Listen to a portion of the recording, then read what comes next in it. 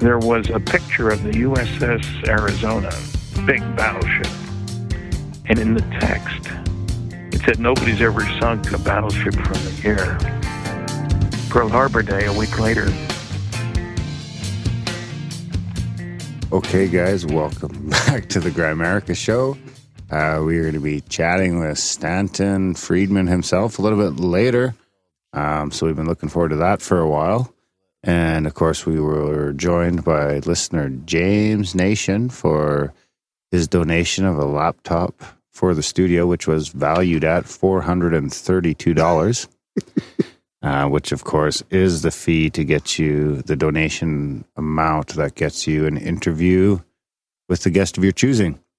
But first, as always, Graham, who's this intro for Dunlop? How's it going, buddy? Hey, not too bad. Pretty good. Yeah, you like that, eh? Let you down. I got a special one picked out for you for Christmas. Oh, thanks. Yeah. No, it was great to have James in here. Of course, it's upon Grimerican approval, I'm sure, right? But James wanted to have Stanton Friedman on, and I was pretty excited about that. But I got to give James's band a little plug here. He plays in Calgary. Fucking great singer, great band. Like, it totally rocks. And they play at Morgan's Pub and King's Head, I think. So check out Wasted Nation, and you'll find out where they're playing. I was at the King's Head. By. Oh, were you? Saturday. Huh. Yeah, because, well, we went to the comedy club for my wife's Christmas party in the limo, in the shitty limo. Was it one of those old limos? Yeah, it was like cold in there. So I couldn't get the heat up. The stereo didn't work. Oh, no way. What? So we were just playing music out of someone's iPhone. And then we went to the comedy show. That was all right. So I ran into Seabass at the comedy show. We had dinner there, and the chef came out and gave us a heads up when he was going to open the buffet, so we were all ready. So we were the first ones to eat because he knew it was a party, I guess. But that was over early. And the limo wasn't coming back till 11, so we had to kill an hour and a half. So we went to King's Head, and I just watched a hockey game. Was there a live band there? Yeah. Was it good? Not as good as Wasted Nation. Yeah, those guys they're fucking awesome. I love it. Yeah, so that was all right. The comedy show was good. That guy was a fucking mean prick. Like, it never sit in the front row of a comedy show. Did you sit in the front row? No. Oh. There's some other guys who was like calling the one guy retard. And I was just like, whoa, this is off base. First he started bitching about the Lebanese club owners, and he's like, oh yeah, I got a weak gig here with these Lebanese club owners. Yay. He was pretty off base. I was howling. I was pretty impressed. That was the first time I went to a comedy show in a long time, and the last time I was real drunk. Right, and it's and that's the only 2 times I've ever gone to see live comedy. But I went and I was fucking howling. I'll go back for sure. Howling, just busting a gut. And that was Buddy's whole thing. Like, he didn't really have a shtick other than picking a few people in the audience and just ripping them to pieces. Really, that was yeah. I wonder if that's what he just thinks about all day long then, right? He just picks people apart in his head. It can't be a very healthy way to live. He's going around there. Yeah, fuck. This is the suit he's always on. So, we want to welcome everybody to the show. And for the new listeners, hey, how's it going? And we usually... Hey, how's it going? We usually ramble on ourselves for a little bit, but you can check the show notes out for when the interview starts if you want to skip all this lazy ramblings. And we have a guest on usually every week. And I wanted to say thanks to some of our listeners. I got some emails here and stuff because we do like to get participation from them and read stories from them. And some of them give me... You don't say ham, you say spam. That's the spamgram jingle. So yeah, send them to my email. It's graham@grimerica.com. Yep. And I got a few here. What sort? Just like thanks for people just sending stuff in for us. So What's the right jingle? Yeah, what's the right jingle? So I got an email here from Marcus, and he says, "My hat is off to you and Darren for a great podcast. Since I listened to all the episodes, some interesting ones twice and thrice, I looked around for some new podcasts to fill the gap while you were recording. I stumbled upon a show called Wild Playground, hosted by a female shaman. I really think you'd like the show and her. As a listener, I would love an interview of her by you. Just a suggestion. Listened to just 4 episodes yet, but it's really promising. And opened. And he says, all is love, even in Berlin. That's from Marcus. And then he emailed back actually suggesting he was offering his experience in design and graphics and stuff like that for posters or flyers and shirts. We could always use T-shirts. Yeah, I was gonna actually email him back and say that if he wants to make up a T-shirt or something. I mean, we don't have money to pay people to do that, but if they want to help out, actually, Barely got enough money to pay for the heat. Napoleon de Hoom, he did our Sasquatch T-shirts. Yeah, and actually, did you ever text him? No, I didn't. And tell him actually. that you're going to be in touch with him for the upcoming shows, or should I just do that? I'll do it. Okay. Yeah. Is it going to get done? Because this show's coming out in like 3 days, and he probably doesn't know who's next. He does our episode artwork as well each week. Thanks. This week I just had to whip something up. I used the book cover because that's good. I was editing already by the time I realized it's like I can't ask him to pull But can this he off do a now. back? Can he do like a back thing? We can He switch could the if you art tell up. him. Okay, Nap, do the angel artwork and we'll switch it up for you in the last episode. What? I was kind of looking forward to see what Napoleon would do for the angel art. Well, fucking text him then. Okay. Almond eating. I don't know why I didn't use almond eater for the intro. So thanks. And then actually somebody else, Donna emailed us in suggesting, what did she say here? She says she can donate time. She can do design, marketing, and promotional stuff like videos, social banners or whatever. What's a social banner? I don't know. And she develops apps as well. So Darren's supposed to get in like touch the with banner. her to help. I think that's the banner. Like Like your a thing. website banner. We right? definitely could use an app since the Libsyn people have been apparently emailing you and you haven't been fucking responding. Because I'm like, Rob, these fucking guys, I've emailed them like fucking 10 times in the last month and no one's even responded to me. And today finally he's like, we've responded. He's like, they say they've been responding. I'll check my emails. I don't You think need I more have everything in info. They've asked you for more information. So the Grimerica app is shelved because Graham can't check his email. there. I do check my email. This isn't first in, first out. I do go through all of them. Do you? Yeah. Not your player coach. Yeah, I do. Of course. So anyways, Jody sent one in and he sent us a donation, $70 US actually. I sent him off a couple shirts. Oh, yeah. Did he get the shirts? Yeah, he got them. And he says, as a side note, I just finished reading Olaf Stapledon's 1937 book entitled Star Maker. So he actually ordered one of those for the studio for us, and we have it right here. You have what right here? He says, I think you would, book. I think you would find it rather awesome and beautiful. What does he say? That way, if you don't like the book, I'm not on the hook for being an asshole. Thanks, Jody. Anyways, I downloaded the audiobook and it's narrated by this guy with an awesome Morgan British. Freeman? No, but this guy with an awesome, Dave Attenborough? kind of like Dave Attenborough. Anyways, Is that racist? It's really no. It's really good. It's like this meditative sci-fi journey through different worlds, and it's written in 1937. And you'd be amazed at how, when he talks about these other so-called advanced civilizations, how much it mirrors like what we're going through right now. It's really cool. So I recommend that. Should I put a little note in the show notes? A little link in the show notes? Put a little note in there. A little show note.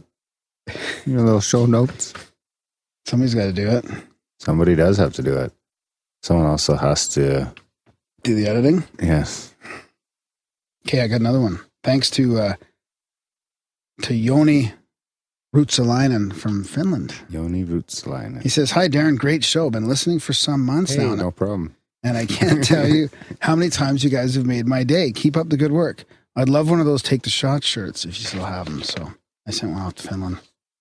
First shirt to Finland. So if It's you going to be a live, couple weeks, though. if you live in a country that we haven't sent a shirt yet, by all means, we could have our first Australia. I did get a big donation from Australia today.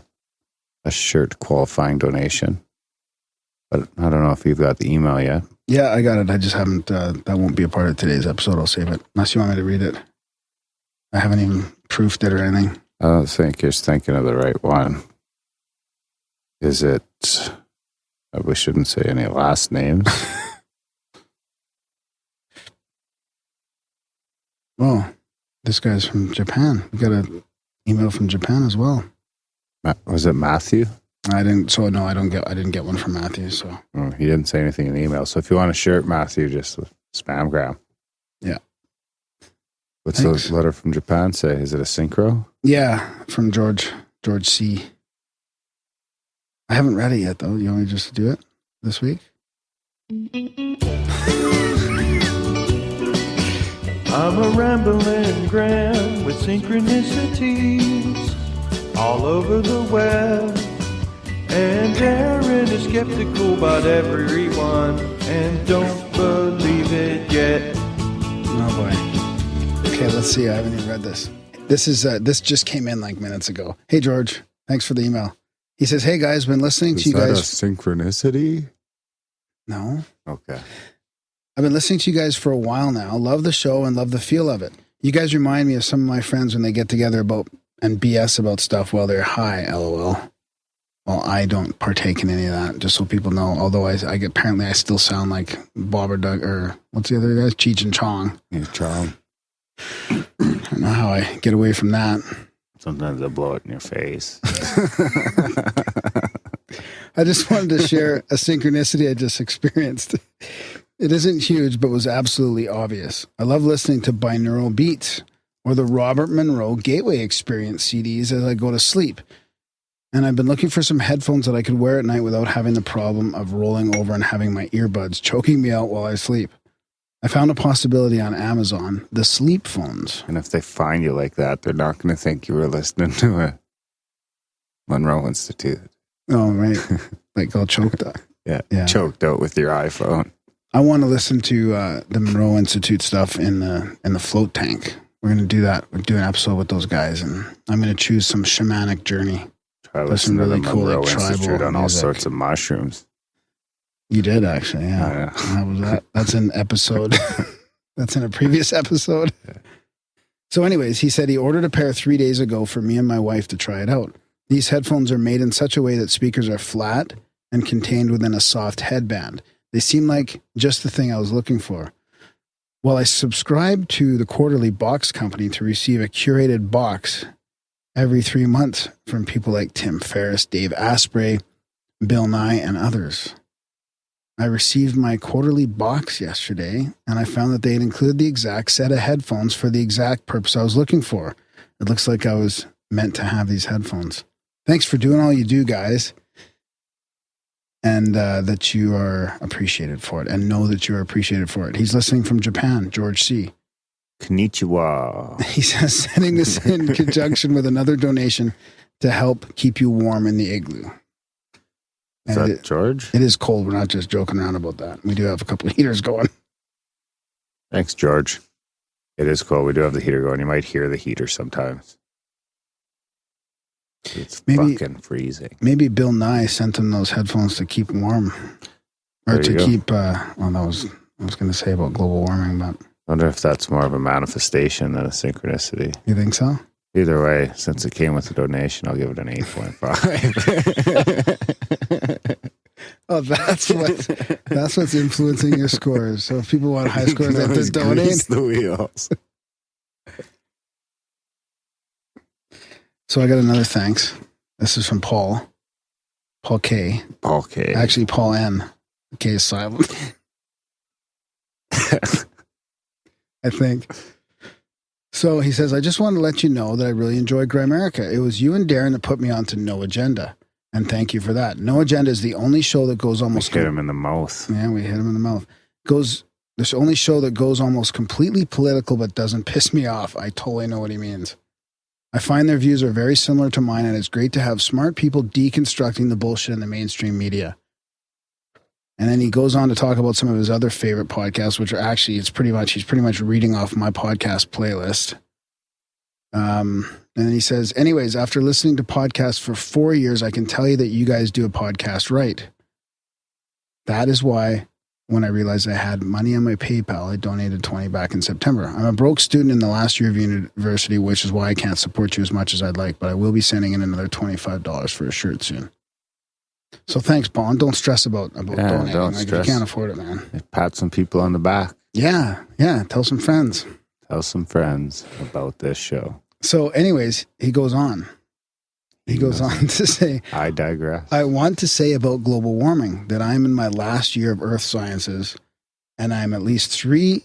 No, what does he say? And at least 3 of my professors are so-called climate deniers. Climate deniers. Can you imagine how they come up with that meme? Like climate deniers? Like who's ever denying climate exists? You have denied it on this show. No, man-made global warming. Maybe that's different. There's even a class about climate change that goes back through time showing CO2 is a fairly weak greenhouse gas, and any warming we could experience will likely be beneficial. Any sea level rise will be outweighed by vast amounts of farmland opening up. Don't believe the bullshit about hurricanes and droughts being caused by atmospheric CO2 going from 0.03 to 0.04%. It's all political and not scientific. I also work in the environmental consulting industry, and CO2 is really not a concern, or nor should it be, as there are far less things, worse things in the air other than CO2 that these warming alarmists should be more concerned about. Things like NOx, what's that again? Nitrous oxide, and just particulate matter in general. Brake dust. Oh, yeah. Just thought you guys were a little iffy on the whole topic, so I can confirm that Randall Carlson is on the money when it comes to carbon dioxide and global warming. Such there is a connection. Oh, he says, sure there's a connection, but the intensity has been blown way out of proportion. Cheers, Paul. So thanks for the email. I emailed him back, and I want to apologize for my rant back, Paul. What were you, a denier? You're a denier? No, I'm a denier. I just finished listening to No Agenda, actually, who was talking about the 37,000 people at the summit, all fully bought into the global warming thing. So I kind of ranted back. No, I think we have a similar take to that. Pretty much. Thanks for the affirmation, though. Ooh, Earth Sciences. Oh, we should have him on when he graduates. Mm-hmm. Then he can be like our expert. Our geoengineering expert? Our geoengineering. Wait a second. You tricked me.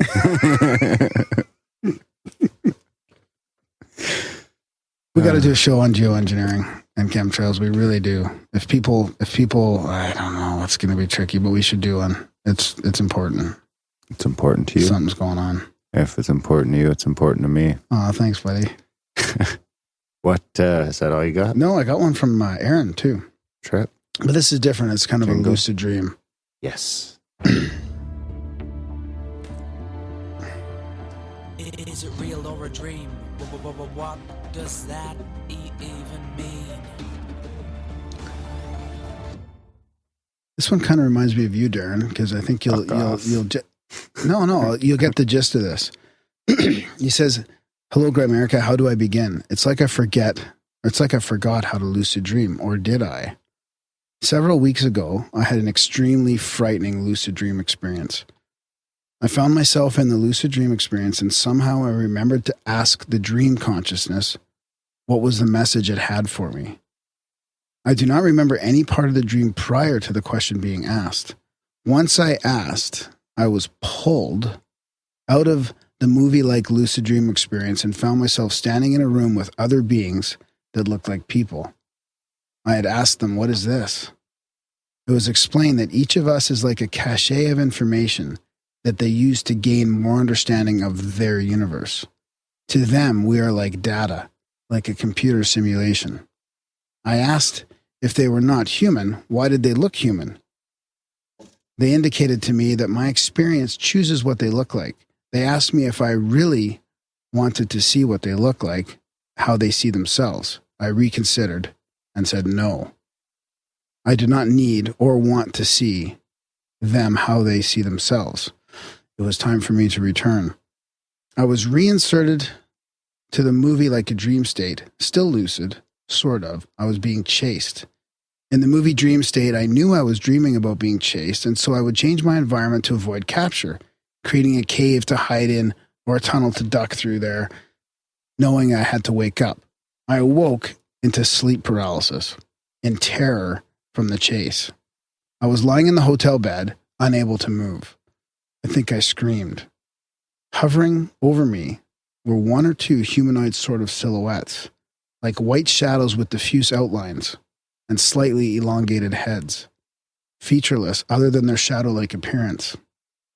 They didn't fit in time. I think as their forms sort of flickered, layering on top of one another as they seemed like they were forcing me back into my body. It's fucked up, I know. Police. It's fucked up, I know. Rational thoughts lead me to wonder if my mind is coming to grips with ideas like the Matrix reality. While the white shadows forcing me back to my body, dream bouncers removing me from the lucid dream form. I don't know. Reality and non-local reality are strange places. I haven't had a lucid dream since then. It's fucked up being hammered from the lucid dream state. What? And then he says, Graham, the following need not be read on the air. If you want to, cool as well. It's just a note for you guys in the igloo. And he's complaining about PayPal. He says his account's all fucked up. So we will, we're going to try and find some alternate solutions besides PayPal, just so you know. But yeah, that's just send your cash. That's a crazy experience. I almost feel like he got too close or something. Like he's in that fucking other dimension, that lucid dream, and he's like asking the right questions.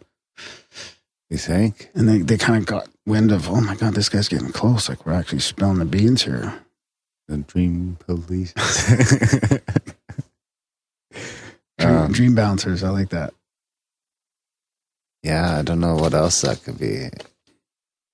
Sounds like DMT release. Yeah? Don't you have a little experience to share with us one day? No. No? Not yet. Not yet. Can you commit to a date? I haven't done it. I know. No, can't commit.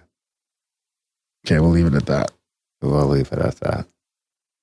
Got anything else? No, man. Mofo? No, that's all good. Yeah. That's good, though. Some people answered the spam call. Yeah. Some people answered the support call. I still have the UFO quote, too, but we can... Forgo that? Yeah. We can, no, we should do it. Let's just cut it no, out. We should do let's it, just cut it out of the show altogether. No. Profound UFO quote of the week.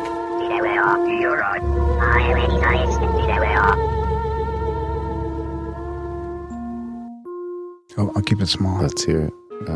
The light would throb. Not the first time you said that. The light would throb with an increased intensity prior to each change of color and hover in the sky for some time, and then dart and cover large distances, doing a number of right-angle turns at high speed. That was from Senior Constable Andrew Lurs, the Gladstone, Southern Australia, May 22nd, 1996. That reminds me, did you get the email from Nestor? He sent the video. He took the video on New Year's in Salt Lake City. He's seen 3 orbs in 3 years now, all in the winter months. He went back from show 1 and just got to the Orange Orb episode. Yeah. What's that? He's still got like another 60 to go. Yeah. Thanks for listening to all those episodes. I wonder how long it'll take him to figure out that we read his email. It could be months. That's true, eh? He'll be listening to us reading this email in like spring. Right? Yeah, probably. Winter will be over. We won't be cold anymore. Of course, thanks for the support, Nestor. And he did post the YouTube link. It's in the comment. What do you do? That's the video right there. Sorry about that. Thanks for that. Wow, looks pretty. So we'll put that link for the video in the show notes, so you guys can check that out. Big thanks to Nestor. I think we're going to jump into our chat with Frederick. Oh, right. Yeah, we should have mentioned that at the beginning. Frederick from Twitter. Fringe Media Group. Yeah, very interesting. And Bigfoot Stacy Brown. Yeah. I'd still like to know his thoughts on shooting Bigfoot. Yeah, we should have him Not back in the on face. one day. We'll have him back on one day. Absolutely. So they were down doing their report in Mexico for their new internet show, which seems like it's got some cool topics. So, yeah, very cool. Fortress America. Looking forward to that. The first one's Fortress America, about how wide open the borders really are. And we're going to jump in with Frederick here now, play a bit of that. Okay, guys, we got Frederick Dean. He's going to touch in with us tonight about a little project he's been working on, and he's been listening to the show for a while. So we figured we'd have him on for a few minutes to chat about it. Otherwise known as Fringe Media, right? Yeah, that's correct. It's Fringe Media Group. Yeah, thanks for all the Twitter shout-outs and shit. Oh, yeah, I've been a fan of your show for quite a while, and I appreciate the invite, and looking forward to talking to you guys. Yeah, no problem. So what's going on here? You guys have this project called Fortress America, and it's going to be released coming up in December. Yeah, well, should we be scared? Yeah, possibly. Fortress America is one story of a season's worth of material that we've been working on. And we decided that was our most powerful story, so we wanted to start with that. It actually started out as two separate stories, one on immigration, because that's such a hot topic at the moment. I was in Hanover, Germany 4 months ago, right when all of this was really kicking off, and there was a lot of tension in the city. That's the best way I could describe it, about what's going on there in terms of immigration. And the other story this is one I've been interested in many years, for many years. It's about the missing Soviet nuclear suitcase bombs. And that story's been around for a long time. It hasn't got that much attention, but there's a lot there. And what started out as two stories actually became one, and we brought the two subjects together. One is the story of Alexei Oblikov, who was a Russian nuclear scientist during the Soviet Union, and after the fall of the Soviet Union in 1989, he ended up going to work for Boris Yeltsin as part of as a nuclear advisor to the Kremlin. And after the dust had settled and things had calmed down to a little bit of normalcy, he started to try to locate where these 160 plus some suitcase bombs were in the Soviet Union, because some of these devices had gone dark for a period of time. Excuse me. And he could only locate less than half of them. So what he claimed was that there's 84 of these nuclear suitcase bombs that are missing, and they range in yield from 1 to 6 kilotons. Ouch. And yeah, it's pretty significant. And his story was backed up independently by a ex Secret Service gentleman, KGB agent from the Soviet Union, who basically told the same story independently. But the thing that made Yablikov interesting is that he filed a report to the Yeltsin government and the then Russian military, and he was immediately fired. And then he moved to a town in Siberia where he was elected mayor, and he never spoke or wrote about the Russian nuclear suitcase bombs again. So the story's been out there for quite a long time that there are approximately 84 of these devices unaccounted for. So your project is a video? At first I thought it was like a written or spoken thing, but is it coming out as a video or? Yeah, it's video. It's all shot on location in Manhattan, different locations in Manhattan, Times Square being one of them, and the locations that we shot this past weekend were in Texas, right on the Mexican border. Wow. So to tease people, it's in those locations, and it's about a suitcase bomb and immigration. Yeah. So you can figure fill out in the blanks. fill in the blanks. Two hot topics right now as well. That's pretty crazy. Yeah. I mean, So I got the gist that you recognize there's this big problem, because no matter how much the U.S. is going to spend on security, and no matter how much fear there is out there, that there's no way to lock it down completely, right? yeah, that's correct. The Department of Homeland Security is this massive security apparatus with $80+ billion a year budget, and the U.S. Customs and Border Patrol falls under the Department of Homeland Security, and their budget alone is in the 30 of billions of dollars. Wow. Yeah. And then can you give us some of the numbers of the employees as well? Because that blows me away when you talk about how many people actually work for these organizations. Yeah, I wrote that when I wrote the copy. I did the research for that. I don't have the data with me at the moment, but what it works out to be, there's a ridiculous number of Border Patrol agents and Homeland Security agents, representative of every single person that walks across the border every day. And in 2014, I know you saw it in the news, there were approximately 200 to 240,000 people walked across the border in 2014. The vast majority of those were children, and from all over Mexico and Central America. They were under the belief that children unaccompanied by their parents would be given preferential treatment by U.S. Customs and Border Patrol. So they simply walked across the border. They walked across the Rio Bravo, or swam across the Rio Bravo. It's very shallow in some places, the Rio Grande, or up in the desert regions, the Sonora Desert. They walked across the border there. Those areas are essentially wide open. There's nobody there.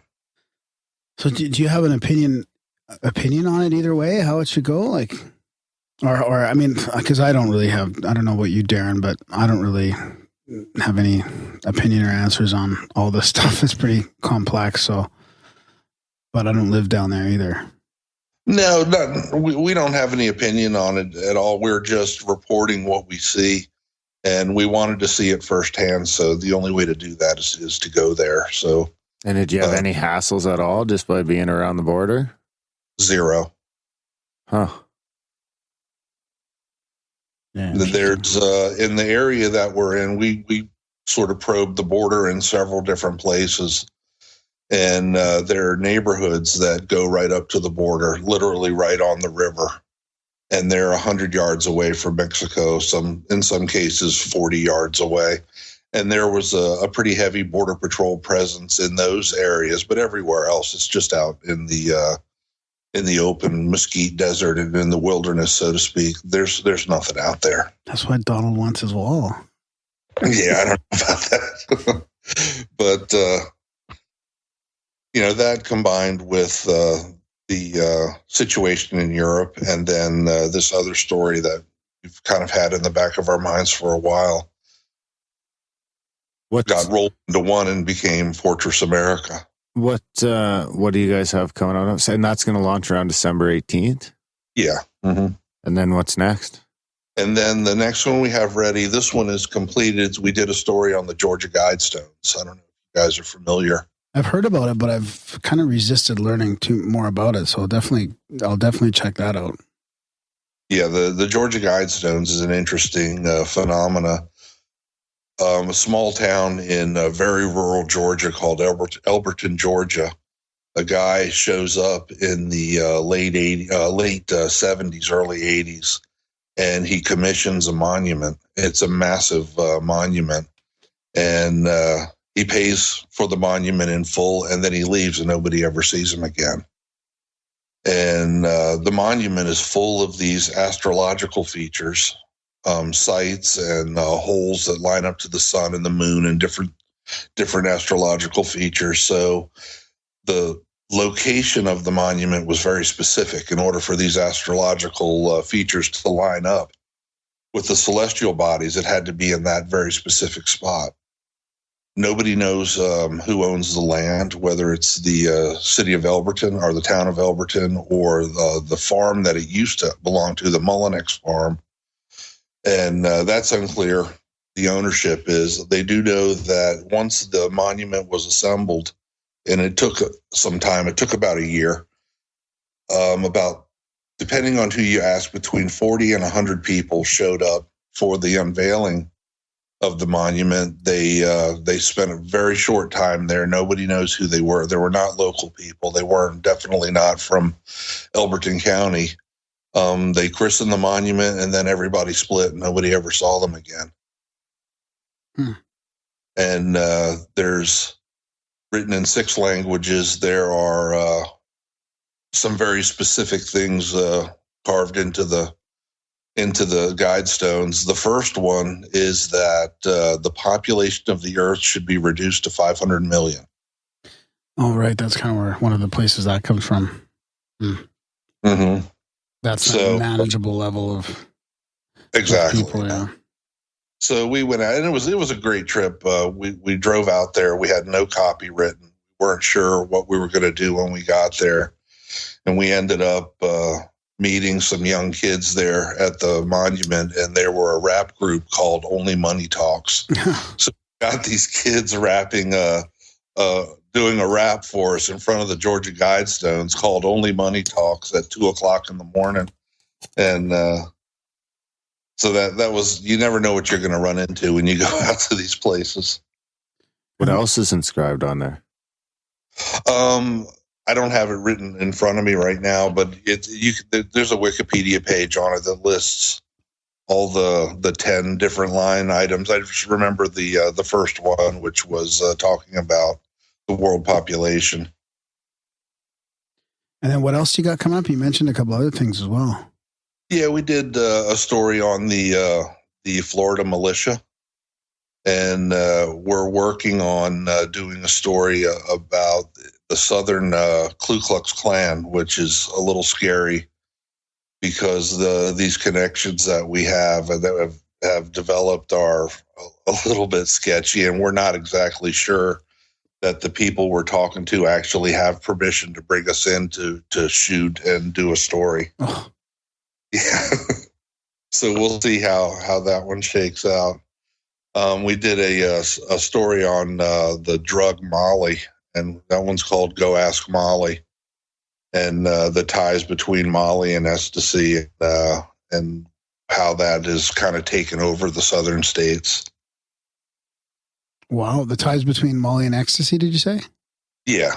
It's actually being marketed as an ecstasy type drug, but it's nowhere even close to ecstasy chemically. And that's the kind of the story that we're trying to tell with that. Oh, that'll be interesting. The chemicals in Molly are there's some pretty bad things in there. Yeah. And you don't know, whenever you buy it, you're never going to know exactly what's in it. So we look at where these chemicals come from and what they are and what they can potentially do to people. Wow, man. It sounds like you're really onto some interesting stuff here. We try to keep it as interesting and as eclectic as possible. My partner, his name is Stacy Brown Jr., and if you're a Bigfooter, you may recognize Stacy from Spike TV's Bigfoot Bounty. Oh, I don't know if Cable, but is he a shooter? Would he shoot Bigfoot? Oh, yeah, he would definitely shoot Bigfoot. Fuck yeah, Stacy. It doesn't have a chance in his neighborhood. We're not having him on then. No shooters. No shooters. So speaking of the show and shit, do you have any suggestions for topics or anybody you'd like us to have on anytime? On your show? Yeah. Any favorite people you haven't heard or anything? I'm sorry, I don't understand the question. Do you have anybody you would recommend that we have on the show that you would be interested in hearing? Definitely. Anytime that you can speak to Randall Carlson is always, I really enjoy listening to his interviews, and That would probably just him at the moment. Yeah. Okay. Randall is a fan favorite. Yeah. Oh yeah. Yeah. He's on to something. Yeah. I really like Abby Martin too. Oh, I've been trying to get a hold of her actually. Yeah. She's one that would like to talk about like our debt based economy and stuff like that, right? For some reason, I don't find like there's a lot of people that discuss that so openly. So yeah, I want to get into that for sure. That's definitely a good topic. I mean, I think a lot of people don't understand it. Yeah. Most people are still under the impression that the Federal Reserve is federal. Yeah, and that it has to be that way. Like banking has to make the money they're making off of our interest, Mm-hmm. Yeah. $35 billion last year the Canadian banks made. Oh, they raked it in last year, eh? Just fucking hosing us. Raking up fees and making money out of nothing and charging us for it. Those bastards. Yeah. Well, great. Yeah, thanks a lot for coming on, Frederick, and we wish you the best of luck with the show, and we'll pop this out in our episode next week, and we'll use it to what's the URL? Where can people track you down, and what's your Twitter, your Facebook, all that fun stuff? It's a Fringe Media Group. Okay. And I just want to make, Stacy Brown is my partner, and we started this together. Met Stacy about 1.5 years ago and kind of pitched this idea to him, and he liked it. And that's what we've been doing for quite a while now. Great. Well, yeah, send us a link and let us know when you go live or whatever, when you release it, and we'll we'll link to it. Okay, great. Okay, thanks a lot. Thanks a lot, Frederick, and sorry for keeping you up so late. No problem. All right, buddy. Take care. You guys take care. Talk to you. Okay, bye. Bye. Big thanks to Frederick for coming on the show. So yeah, check out Fringe Media. We'll post and tweet that and all that when it goes live. And I think that's about it, buddy? Yeah, I think so. Just help out the show in many different ways. You can grimerica.ca/support. Check out all the different ways. Of course, our monthly subscribers are help out the most, help us pay the bills, keep the lights on, keep the heat flowing, internet, P.O. box, all that little stuff that adds up. So yeah, sign up for a monthly, anywhere from $1 to $30. I think our highest is we got a couple guys at the $11.11. Yeah, that's cool. Thanks for donating. It really does help out with the expenses. Yeah, absolutely. So by all means, check out that. If you can't afford to do a monthly, there's all sorts of one-times. Maybe you get a tax return or a Christmas bonus. Shoot a couple bucks our way. If you can't afford that, of course, we always appreciate reviews, whether they be Stitcher, iTunes, any place else you can review or share the show. By all means, do that. Spam Graham with your synchronicities or your other stories. Graham at Grimerica.com. Those help. And of course, the best way to help the show is to tell people about the show. The easiest way to do that is to sign them up for the newsletter. Grimerica.ca/news comes with the box. You can just sit there all day and type in email addresses. And and then they'll start getting the newsletter, and then you've done your part without it. They won't even know you did it. Anonymous spreading the word. Of course, big thanks to Justin for that. He's a monthly subscriber, and he does the newsletter. Right on. Yeah. Yeah, big thanks to Stanton Friedman for coming on, too. It's about time we had him on. Yeah, so enjoy the chat with Stanton, and we will see you in the outro.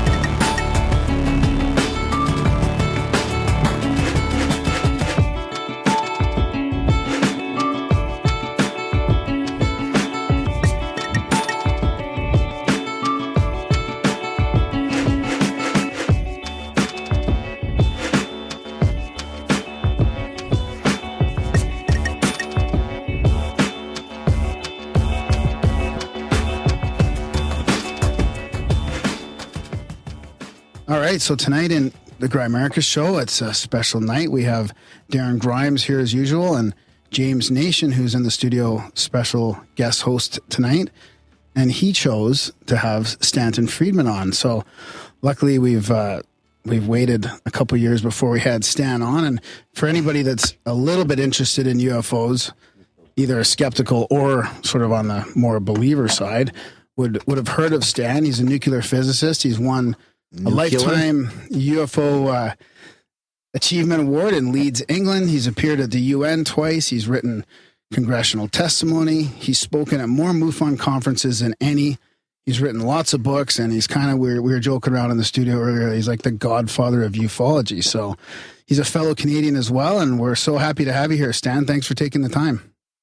Well, I'm glad to be here. I'm a dual citizen. I can complain about both governments, the U.S. and Canada,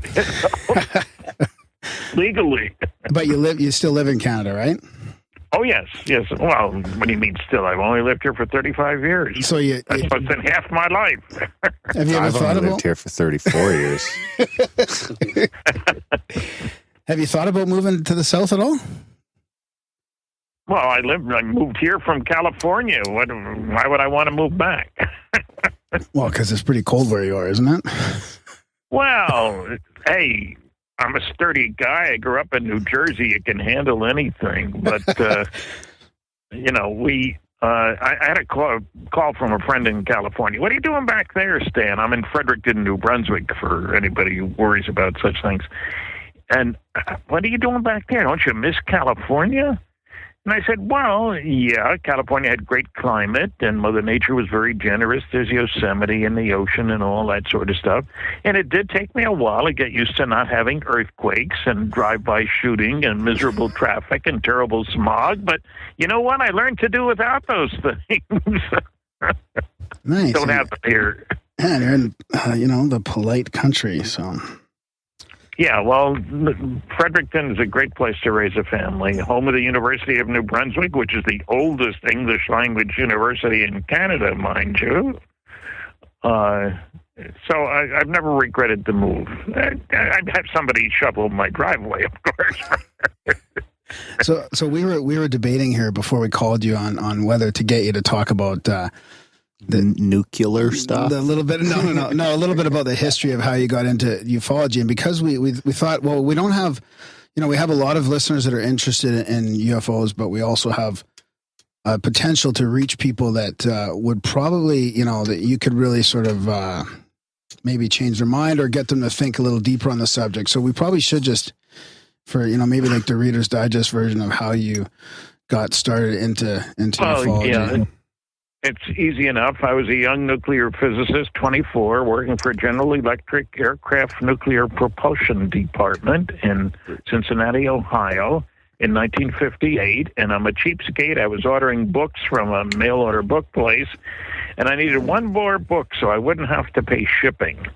And there was the report on unidentified flying objects by Air Force Captain Edward Ruppelt. He had headed Project Blue Book back in the early 50s. This was in 1958. And the book was marked down hardcover, $2.95 to $1. Shipping would have been $1. It was going to be free. And so I ordered it. I thought, what the heck? Air Force was co-sponsor of our little aircraft nuclear propulsion program. I say little. In 1958, we spent $100 million. We employed 3,500 people, of whom 1,100 were engineers and scientists. And I mention this not to brag. I mean, the program got canceled, of course, as everything else I worked on. But there are an awful lot of people who don't seem to understand that there's an awful lot of important research and development, and expensive research and development, that goes on in industry and in the national laboratories and outside of academia. And that you got to learn, you got to study the evidence, and most of it is not published in scientific journals, peer-reviewed scientific journals. People seem to think that's where all research gets published. It isn't. And so the program was big, it was exciting, it was fun. It got canceled, okay, but I got the book, I read it, I was not totally convinced, but I was very intrigued, as it turned out. And I read 10 more books, and the next year after that, I moved to California. And it turns out it was a very lucky first book to read, because several of the ones I read after that, if I'd read them first, I'd have never read another one. Right. And so I was reading all these books, and then I made an incredible discovery, totally unexpectedly, at the University of California, Berkeley Library. And I found a copy of the largest study ever done on flying saucers for the government, Air Force, as a matter of fact, Project Blue Book Special Report number 14. And it had data on 3,201 sightings. The work was done at Battelle Memorial Institute, which is a major research and development firm. It was under Air Force contract. But what really got to me, besides the more than 200 charts, tables, graphs, and maps, I mean, I was in data heaven. But what really got to me is the guy who put it together, Dr. Leon Davidson, had compiled this because he got a copy. When it came out, they put out a press release, but they didn't release the report. He managed to get a copy. And in the press release, I was shocked to see the Secretary of the Air Force, no less, lying through his teeth. In the press release, it said, on the basis of this study, we believe that no objects such as those properly described as flying saucers have overflown the United States. Even the unknown 3% could have been identified as conventional phenomena or illusions if more complete observational data had been available. That sounds very straightforward. It's a total lie.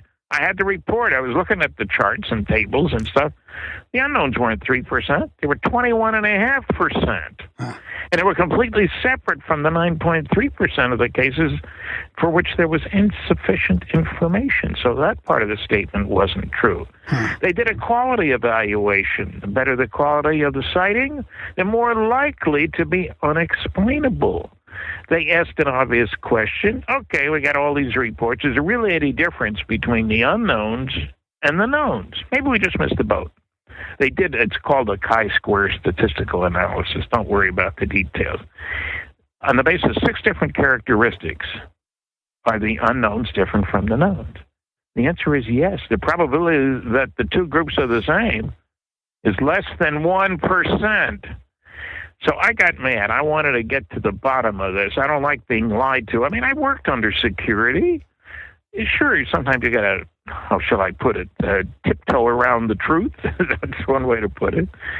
But a flat-out lie like that, that really made me angry. And so I joined APRO and NICAP, the two big groups. Don't exist anymore. I'm still around. I did a lot of reading, a lot of talking. I didn't really get my first lecture until 1967. And that was only by accident. I stuck my neck out. Frank Edwards, I don't know if you've heard of him, he wrote a book, Flying Saucer Serious Business. He was a journalist.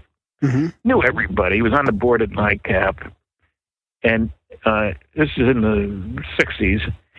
And he sent me a copy of the book because I moved to Indianapolis to work for General Motors on a nuclear project. That also got canceled, but what the heck. Allison Division in Indianapolis. And I called Frank and I said, I want to go public, Frank. You know everybody. Give me some names because I just moved to Pittsburgh to work for Westinghouse Astronuclear Lab on a nuclear rocket program. And believe it or not, we actually tested a nuclear rocket engine. That was exciting. Of course, they canceled the program right afterward, but that's the way things go. Anyway, Frank gave me some names. I love the name of the first program to have me on. Contact! And it was strictly by luck. I had called them. I talked to the producer. Don't call us. We'll call you. I thought being a Westinghouse nuclear physicist in Pittsburgh, which is a Westinghouse town, would count for something. It didn't. And then I got, less than a month later, I got a call from him at 6:30. Could you please do our program at 7 o'clock? I live near the station, fortunately. And I've always wondered, how many people did they call before they got to me? the bottom of the barrel. Anyway, I did the program. Somebody at work at Westinghouse heard me and wanted me to talk to her book review club because they were reviewing Frank's book. That's my first lecture in somebody's living room.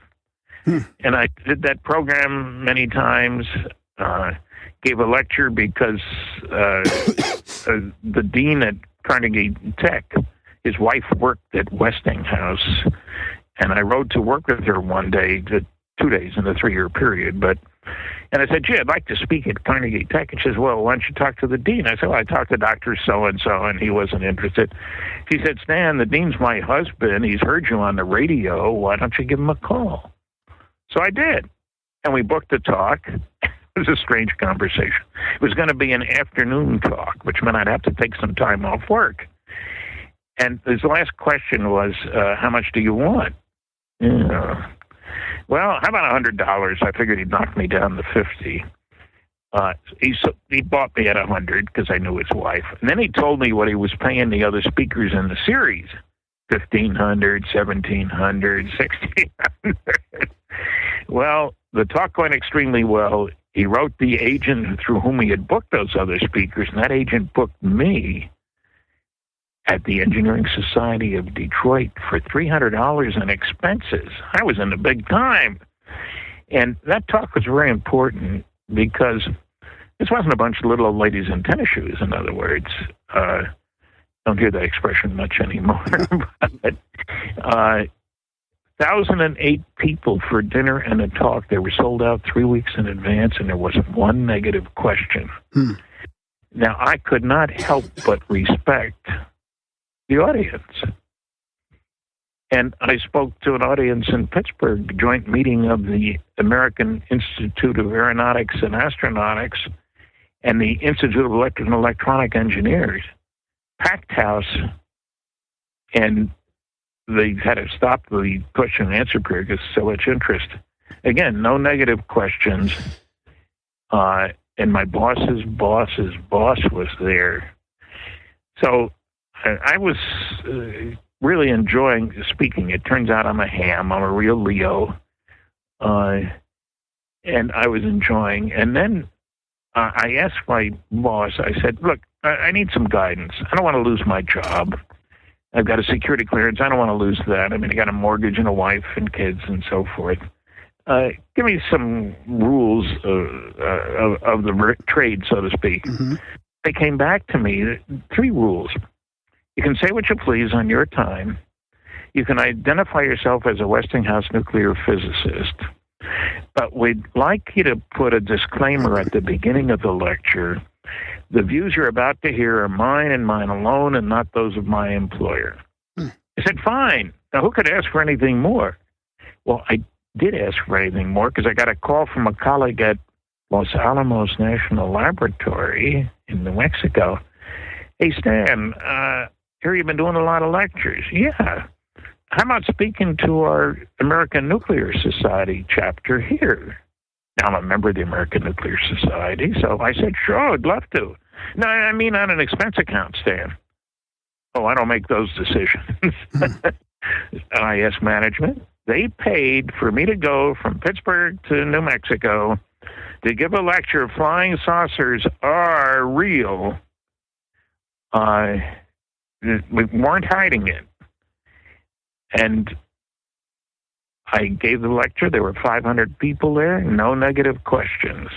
And you've wrote a book about that as well, have you not?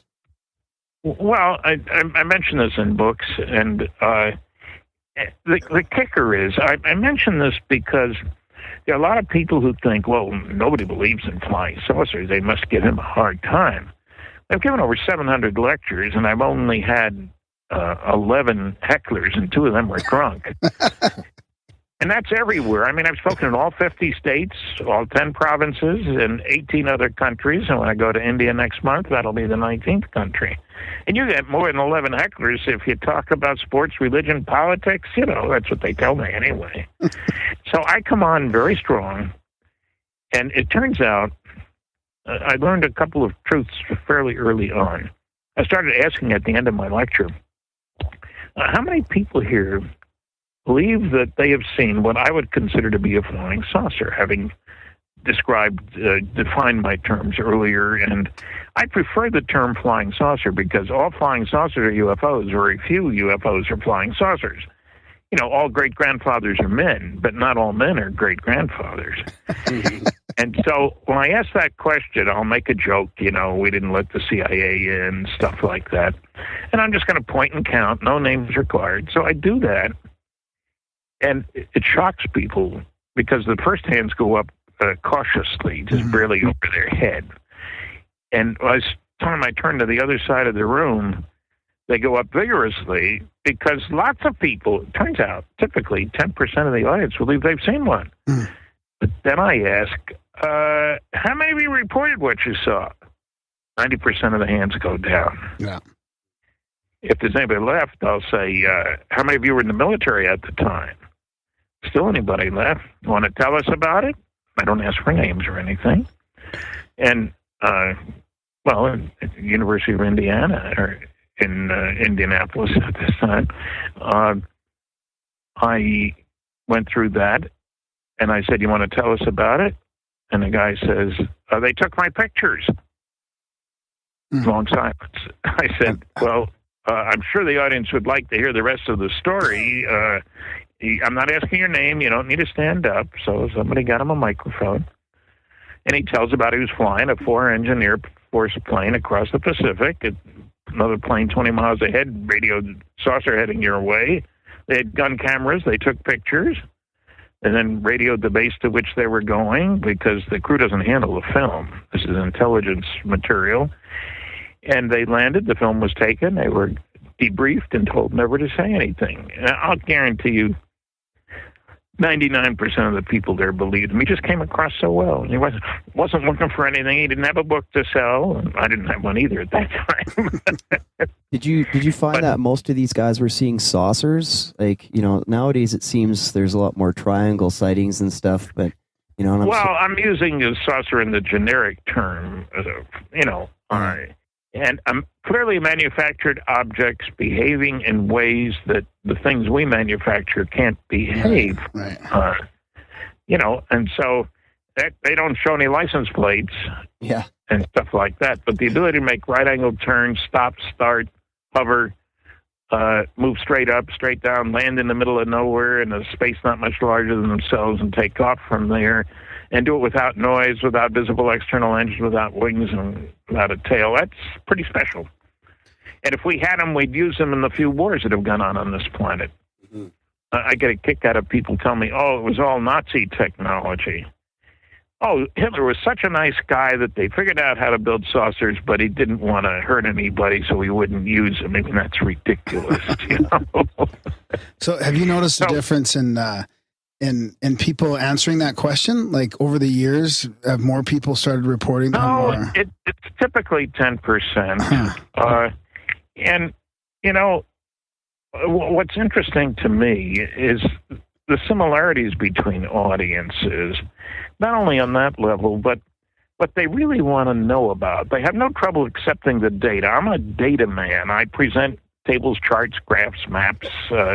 I talk about 5 large-scale scientific studies. And I'm a little sneaky. I'll ask after each one, how many people here read this?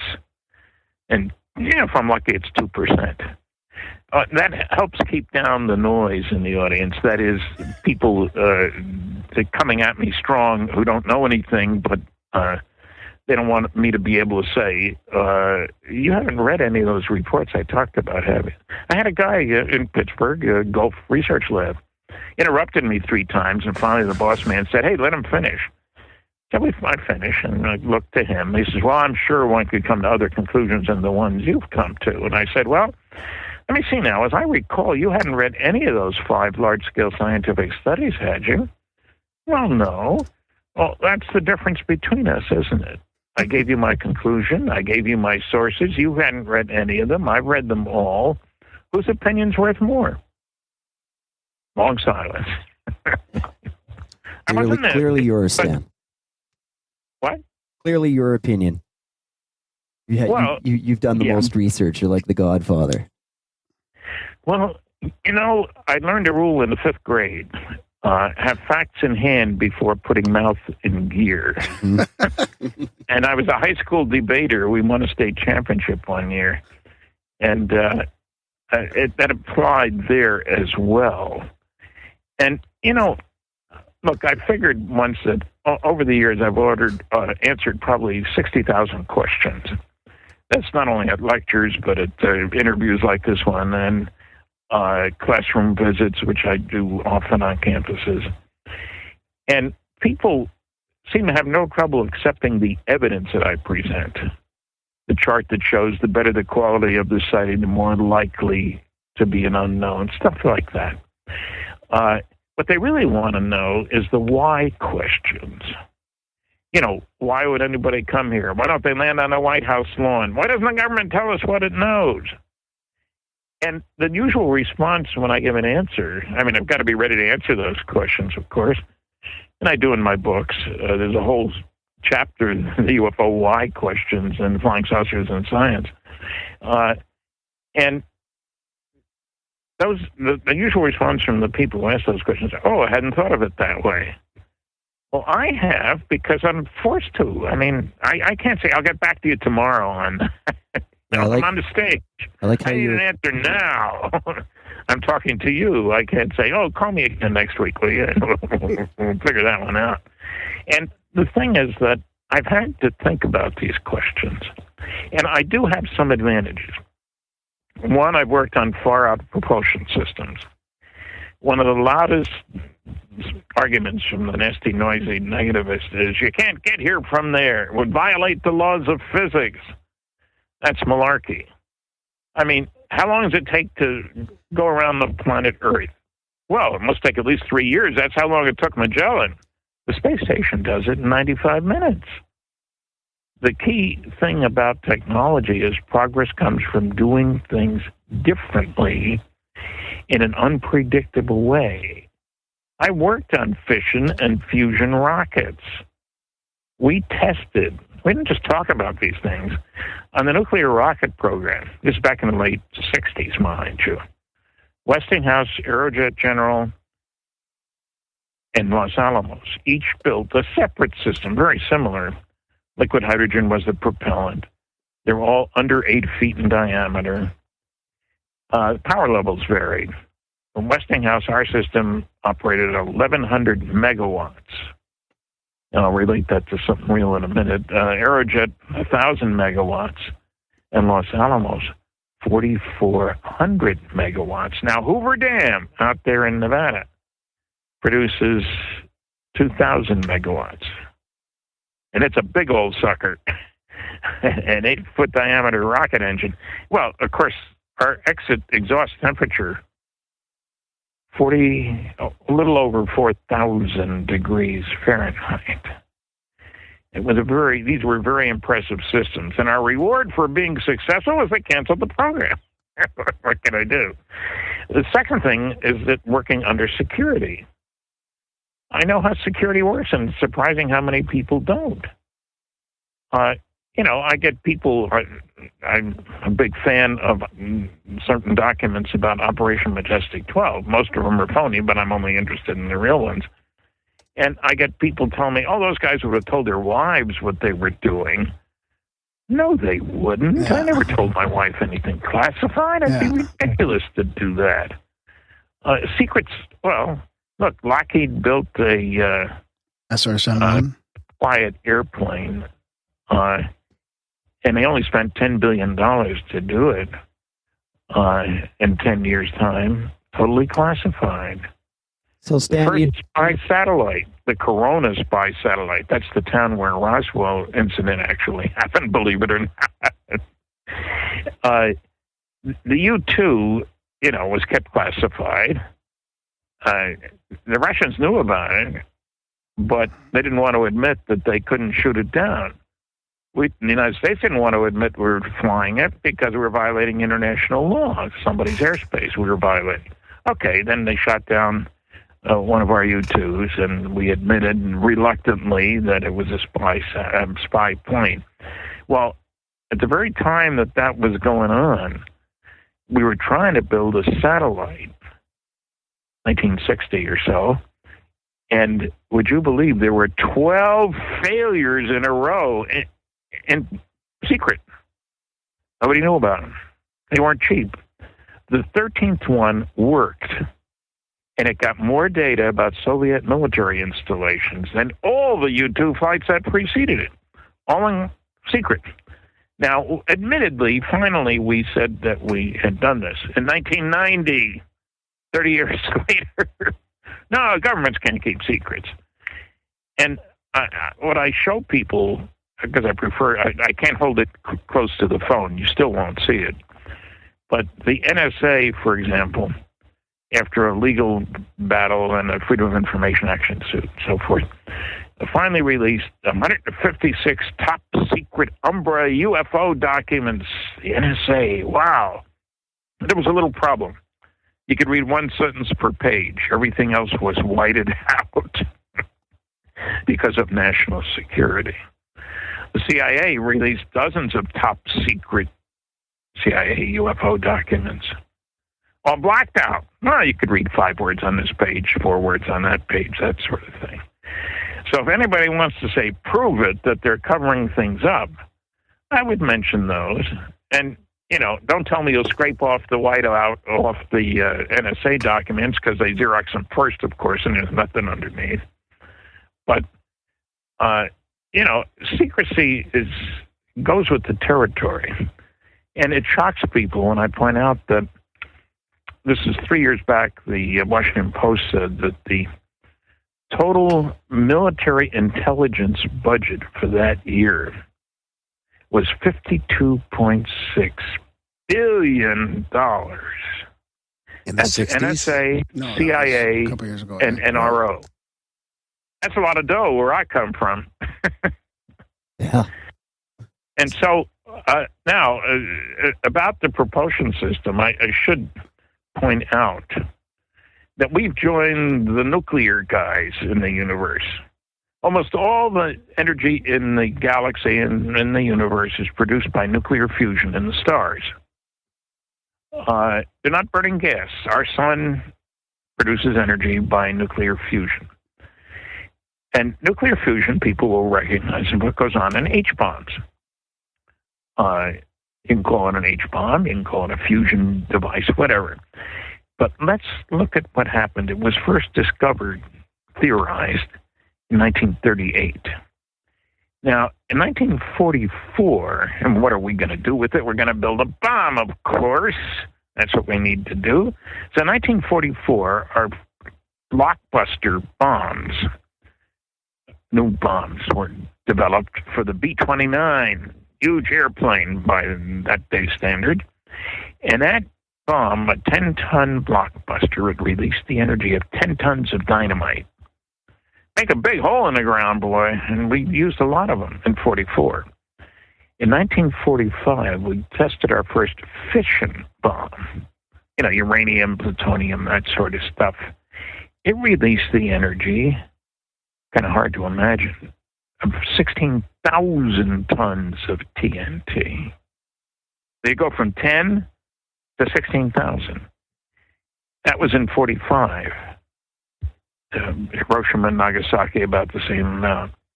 In 1952, we exploded our first H-bomb fusion device. 10 million tons of TNT energy equivalent release. One lousy bomb. And I do consider nuclear weapons lousy. I mean, I'm not proud that we have developed those, but it means we've grown in our understanding. Well, where do you fall in on nuclear energy? What? Where do you fall in on nuclear energy?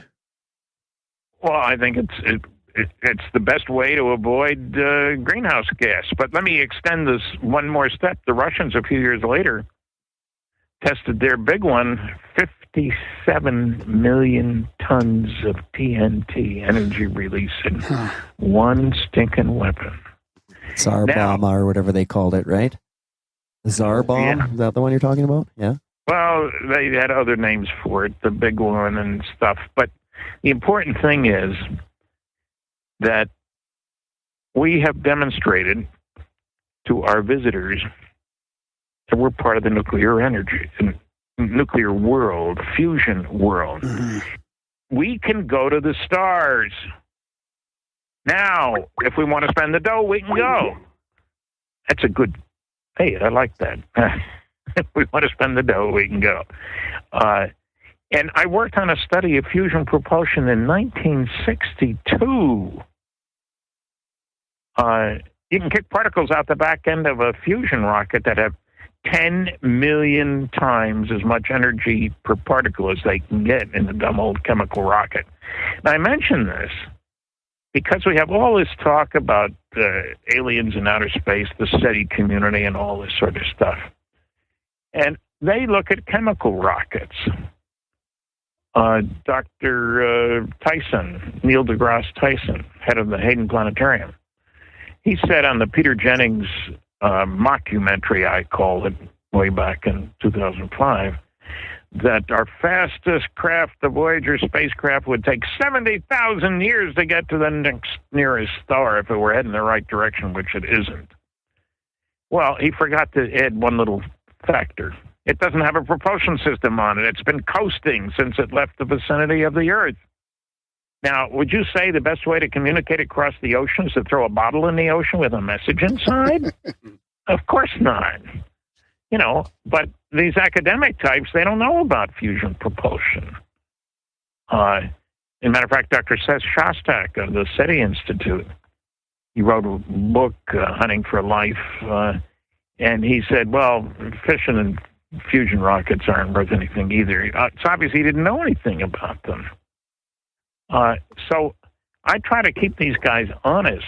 Incidentally, I debated Seth on Coast to Coast Radio, and I got 57% of the vote, and he got 33%, and 10% said, I don't know who won. Well, he hadn't done his homework. And I know that, you see. I don't just say that. When he and I both got a free trip on the Queen Elizabeth II from England to New York, I gave 3 lectures. He gave 3 lectures. We each listened to the other lecture. We were cordial to each other. And I talked about my 5 large-scale scientific studies and asked about who had read this one, this one, this one. He hadn't read any of them. Now, many months later, after our debate, I said, how about if I send you my book, Flying Saucers and Science? Okay, and he gave me his address, and I did send it to him. And then several months after that, on Coast to Coast, he said he had it on his nightstand. Didn't say he'd read it. You understand? And that's the problem. We've got discussion in a vacuum here, the vacuum of outer space. You won't find the SETI books. SETI stands for Silly Effort to Investigate. I'm sure you knew that. SETI. Silly Effort. Aren't you a SETI or Graham? No, that's CSETI, Darren. That's different. That's no, but didn't you used to be part of the, didn't you used to let them use your resources of your laptop or some shit? Yeah, I did, yeah. Way back when. SETI at home, that's okay. Yeah. Oh, is it? Yeah. But, you realize that SETI refuses to reference the UFO information. Yeah.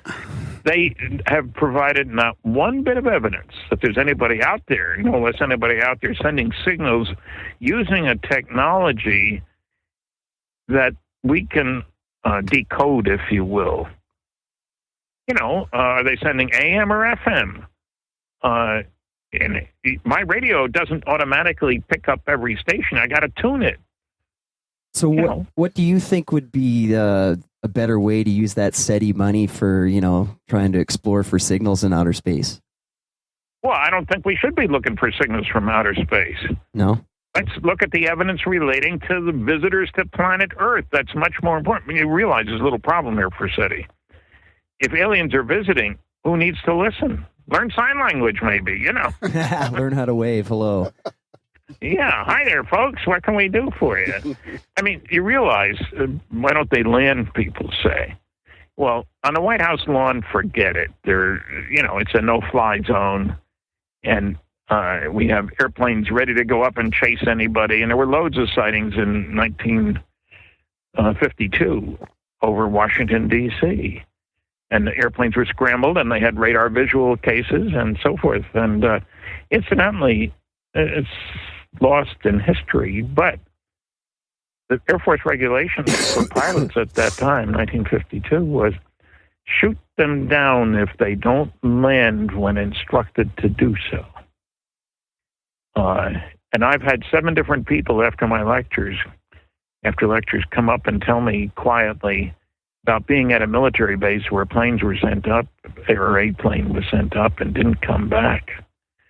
There were 200 plus fatal military plane crashes in the period from 51 to 55.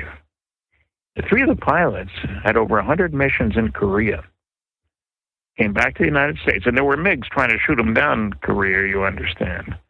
They come back to the United States. I mean, you got to be a good pilot to survive 100 missions when people are trying to shoot you down.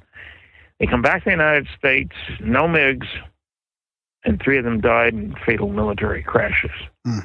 Yeah, didn't the military change its stance somewhere around Vietnam at shooting at the UFOs because they were? It appears that they did after that. Don't send guys up to their death. So what I'm saying is there's a lot going on that we don't hear about, especially from the city people. And they'll tell you, look, Seth said the proof that the government can't keep secrets. I mean, I talk about a cosmic Watergate.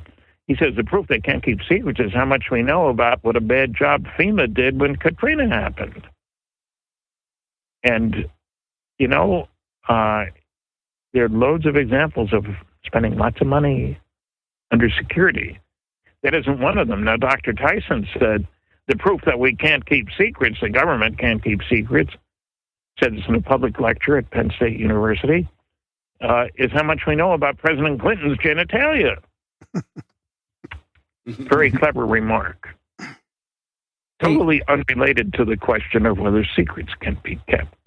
So speaking of secrets, we already pretty much know your stance on Lazar, but he let out a big secret saying that he worked on UFOs at Area 51. So, what... I mean, was it a secret or was it a lie? That's right, yeah. So what would be the purpose of the hoax? Like, why would George Knapp and Lear get behind him on this? What's your opinion of that stuff? I consider George Knapp the number one ranking UFO journalist, if you will, journalist who knows about UFOs. When my book came out, Flying Saucers and Science, I asked that I talk about it with George, and we set a date, and he had read it and asked the best questions.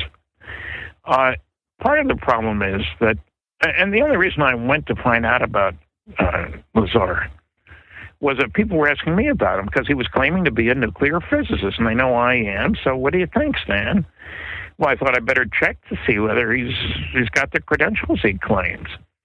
And, they're pretty impressive. Masters in physics from MIT, Master in electronics from Caltech. That's pretty special stuff. So I checked with MIT, talked to 5 different offices. Nobody ever heard of him. I talked to legal counsel who said there's no way to wipe his record out, anybody's record out. Caltech never heard of him. George Knapp gave me the name of Bob's high school. I called, had a very interesting conversation. It turned out he was in the bottom third of his high school class, and he had taken one science course, chemistry. And he graduated in August, not with his class. Now, to get into MIT, you need to be at least in the top 20% of your class. He was in the bottom third. I know about that because I was accepted there out of high school. I couldn't afford to go. The tuition was too high back then. $950. Of course, it was 1951, and that was a lot of money. Now it's about 8 to 1 or something like that. Oh yeah, well that's gone up in its own. Yeah, just a little. And then also on the air in Rachel, Nevada, the home of the Little Alien, most famous hamburger joint in the country, I guess. He was asked to name some of his professors. He named a guy called Bill Duxler. He'll remember me from Caltech, physics. So I looked in my directory of the American Physical Society. I, of course, am a member. Bob isn't a member of anything, has never published any papers. And I found Duxler, and turns out I never taught at Caltech, only at Pierce Junior College. I mean, it's close geographically, but not intellectually in California. And he checked and found that he'd had Bob in a night school course at Pierce Junior College at the same time when Bob was supposedly at MIT. So why? Look, I'm a dumb old physicist. I'm not a psychiatrist. Why was he looking for attention? Did somebody pay him to tell his phony story? I don't know. My question is he telling the truth? And yes, I talked to a guy who was a consultant there, a PhD from MIT, matter of fact, at Los Alamos. And he saw Bob there and was at a security briefing, so he obviously had a clearance. Bob's name was in the phone book at Los Alamos. He worked at the big Meson accelerator facility. None of that proves he was a scientist. They needed technicians out there. Lots of people work out there who aren't scientists. I know I visited Los Alamos more than once. Janitors. Well, okay. They need clearances too, incidentally. I'd give him credit for being a technician. He's pretty handy. Well, let me give you another example. He said that they had 500 pounds of element 115. Wow. Well, the half-life is less than 2 minutes. You cannot collect 500. You can't collect 1 pound. The big experiment that revealed the existence of 115 produced 4 atoms of it. And by this time, they run it again in other accelerators. It's over 100 atoms. You can't do anything with 100 atoms. So what I'm saying is here we have a pattern of misrepresentation. Is that a nice way of saying that? Yeah, that's pretty politically correct. You know, I thought maybe they would be going down the disinformation route with him, but you would think that he would have had the proper credentials then. You know, it wouldn't be so easy to debunk his actual education. So, well, it turns out lots of people don't check on other people. I called the Air Force Academy one time about somebody who claimed to have a degree from there, and I was suspicious because he didn't sound like it. And I talked to the registrar, and no, he didn't graduate from there. I said, do you get a lot of calls about people who claim to have gone there and didn't? All the time was her answer. And she says, we're a prestigious place, and people throw it on their resume, and once in a while somebody checks. You know, I'm impressed with Bob. I was there in Arizona when he did the long interview with George. And, you know, and I still am impressed with George. But it's hard for me to imagine that the government couldn't do better than having a guy without any diplomas, without any papers. And do you know anybody who has a diploma from a prestigious university who doesn't still have a copy? Yeah. So this was the recent, like last year's. Was that last year when you saw him there? Then. Yeah, February. And that so you still maintain the same position after that even. Me or him? You. Well, yeah. Yeah. Yeah, I had given him a list of questions. They wanted questions from people to be asked, and they didn't ask any of my questions. Of course. And he and George dashed out right at the end of the program, so I couldn't go any farther than that. But look, if you ask me why he did, I'm the wrong guy to ask. There are a lot of people who lie about their background. There was a guy who was going to be a football coach at Notre Dame who tacked on an unreal degree who lost the job because of that. So in your experience working on these secret projects and stuff, what do you think the chances are that there could be something like that at a place like Area 51 where these guys are actually reverse engineering saucers and whatnot? Do you actually think that's possible? Well, sure. And look, there have been a number of crashes. Roswell isn't the only one. There's a new book out, Incident at Aztec. Also, I heard about that one. And it's a darn good study by the Ramseys, Scott and Suzanne. And boy, they did a bang-up job. Everybody used to think that was a phony story, but they dug into it. Of course, Suzanne her family is from New Mexico, so they could go out there and they had a place to stay and so forth. But And Scott sells electrical equipment, and he had customers out there too. So, but they really dug into it. Get the facts. That's what it's all about. So I'm not saying there isn't anybody working on reverse engineering UFOs. I'm not saying that at all.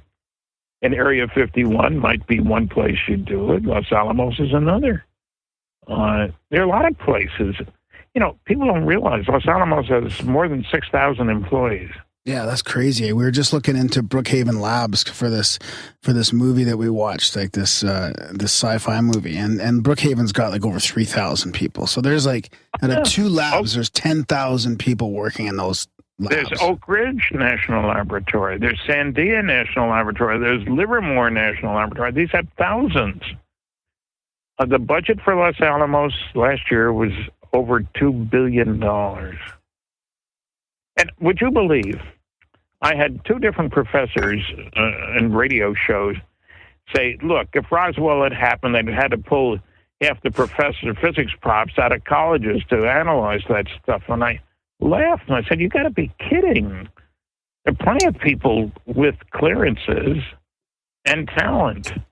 The 3 nuclear weapons labs, when I checked a few years back, the total budget was greater than that for the National Science Foundation. 3 nuclear weapons labs. There's handworks out there too. But there's somehow in the academic world, I think the only place research gets done is academia. And that's simply not true.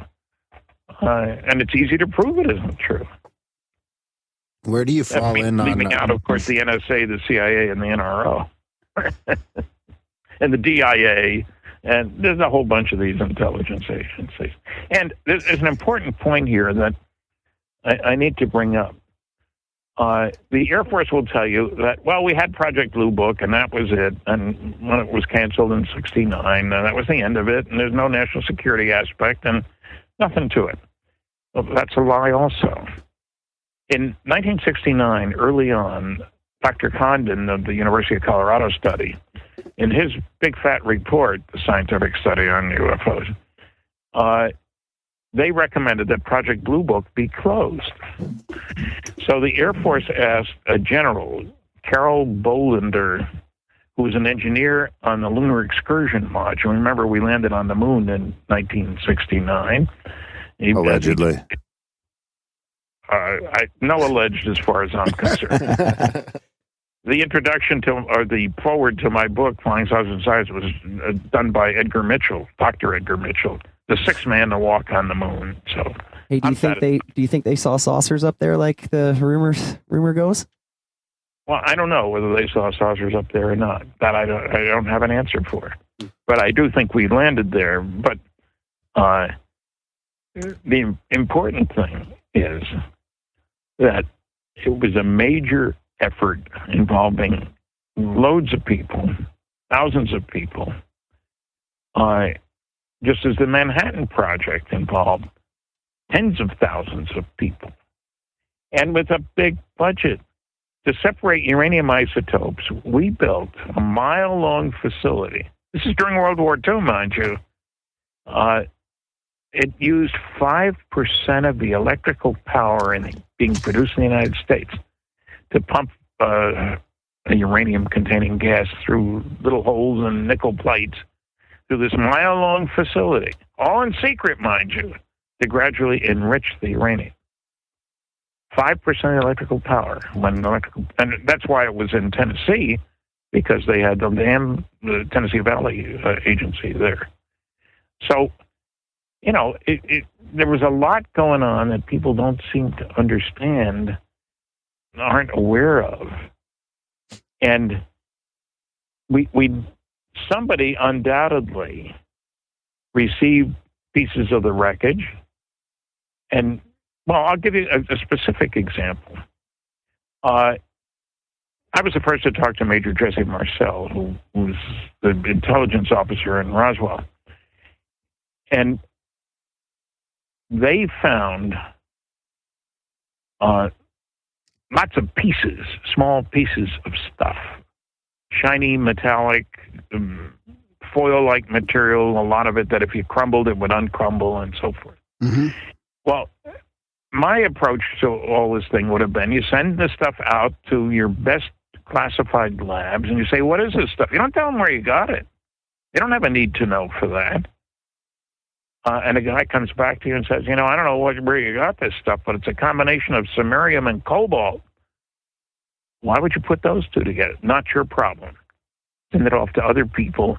What are the electrical, magnetic, thermal, nuclear properties of this stuff? And the guy comes back and says, I measured the highest magnetic moment of any material I ever measured. Make a great permanent magnet. And believe it or not, the ghetto blasters, the magnets in them years ago, were samarium and cobalt. Well, I used to suggest that maybe we learned about that from UFOs. Well, I was doing an article. I did a weekly science commentary for CBC Radio here in Fredericton. This is in the 80s. And I was reading an article about new and better permanent magnets. Neodymium iron boron, and there really is such stuff. And at the end of the article, it said the original work on samarium cobalt was done at Wright Air Development Center, Wright-Patterson Air Force Base, where I know some of the wreckage from Roswell went. I just laughed my head off. I'll bet I know where that idea came from. Doesn't tell you how to build a saucer, but it sure can give you a strong magnetic field. What do you think about summoning UFOs in the desert and these groups like CSETI? And do you think there's anything I'm not to a big that? fan of that. No, I think it's a good way for some people to make money. Hey, that's what I think too. It gets people outside, and I guess I can't complain about that. It's night in the desert. Yeah, it gets people looking up. Yeah, and that's a good spending money. Eating peyote. Well, a leader of one of the SETI groups offered people an opportunity. They could come to his farm in Virginia, and it would only cost $600 for the weekend, and all expenses covered. And he would tell them everything he knew, but they would have to sign a non-disclosure agreement. I think that's funny when you're talking about disclosure. And, you better sign a non-disclosure agreement. So, no, I'm not a fan of SETI, of the disclosure movement, project, whatever you want to call it. What about consciousness in general? Like, how does that have, Grant Cameron's done a lot of work. There's been a lot of work done now that somehow our consciousness is related to the phenomena. Well, wouldn't it be astonishing if an advanced civilization didn't know more about these, I'll call them paranormal things, telepathy, reincarnation, mind control? I would expect an advanced civilization to know a heck of a lot more about those things than we do. And you can see almost all the best abduction cases. It's clear that telepathy is the means of communication. And in my book, Kathleen Marden, Betty Hill's niece, and she's a top-notch abduction investigator.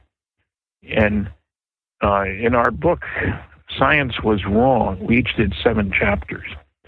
She did a whole fine chapter on, I'll call it, evidence for paranormal phenomena. Published papers in the academic scientific literature, which are ignored by the people who say there is no such thing.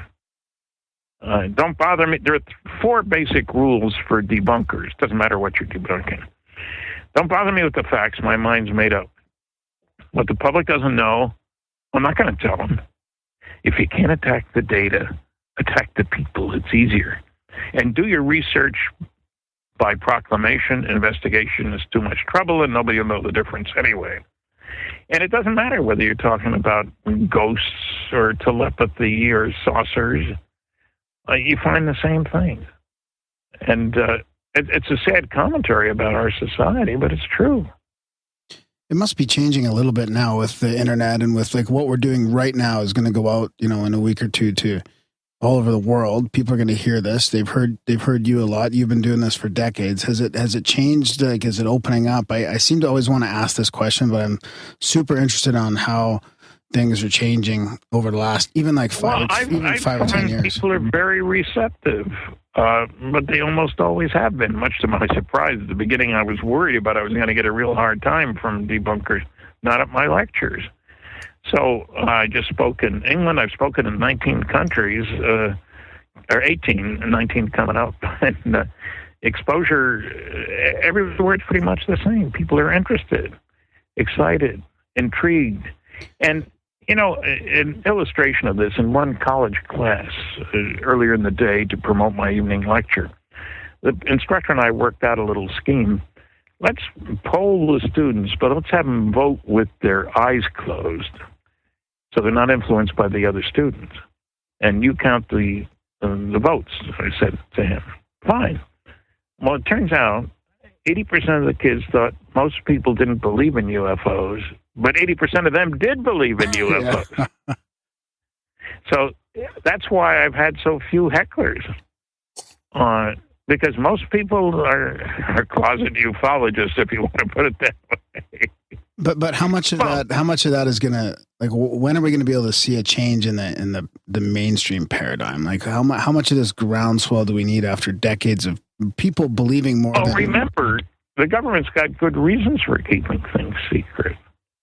And people say, why don't they land on the White House lawn and so forth and so on about the aliens? But why doesn't the government tell us what it wants to know? But we want to know. Are they fearful of panic, War of the Worlds and all that stuff? I don't think so. I think a quick rundown on reasons for the cover-up. Hey, you want to figure out how the darn things work. They make wonderful weapons delivery and defense systems. You set up your secret project. And rule number one for security, people have forgotten there was a long, hard Cold War out there. Rule number one is you can't tell your friends without telling your enemies. They read the papers too and listen to radio shows. Second problem is the opposite side of the coin. What if the other guys figure out how they work before we do? We don't want them to know. We know they know. Weapon, counter-weapon, counter-weapon, bigger spears, stronger shields. This is an age-old game. The third problem is, suppose an announcement were made by two highly trusted individuals around the world. A little hard to find, but my best choice is the Pope and the Queen. What if they were to make an announcement? We have it on good authority that Earth is being visited by intelligently controlled extraterrestrial spacecraft, and we're able to announce that there will be a number of international conferences over the next 6 months discussing all the implications of that. What would happen? Well, church attendance would go up, mental hospital admissions would go up, stock market would go down because uncertainty is the big enemy. But I think one of the biggest things that would happen is that the younger generation would push for a new view of ourselves. Instead of as Canadians, Americans, Greeks, Peruvians, whatever, Chinese, Indian, Earthling. I know of no government on this planet that wants its citizens to owe their allegiance to the planet. Nationalism is the only game in town. The total military budget this year on this planet is $1 trillion. A lot of kids died of starvation last night and tomorrow and the next day and so forth. $1 trillion on things military. And so when people say, why would aliens come here? One reason, I think, would be to quarantine us. Look, in World War II, we killed 50 million of our own kind. We destroyed 1,700 cities with those big blockbuster bombs and so forth. And since the war, and this surprises people, we have exploded 2,000 plus little nuclear weapons. Since 2,000. We're not nice guys. Anybody who comes here recognizes, you leave radioactivity and so forth. These guys are onto the nuclear stuff, and there's a book, Nukes and UFOs, by Robert Hastings. And former military guy, Robert Salas, who was at the Minuteman missile launch facility where the saucer came and 10 Minuteman missiles went down, one after the other. Not supposed to happen. Can't happen. But it did. So the aliens are obviously concerned about our nuclear weapons. So we, as a planet, aren't ready to join the Galactic Federation. Surely they won't allow people in who are as primitive as we are. What about Denisovians? About who?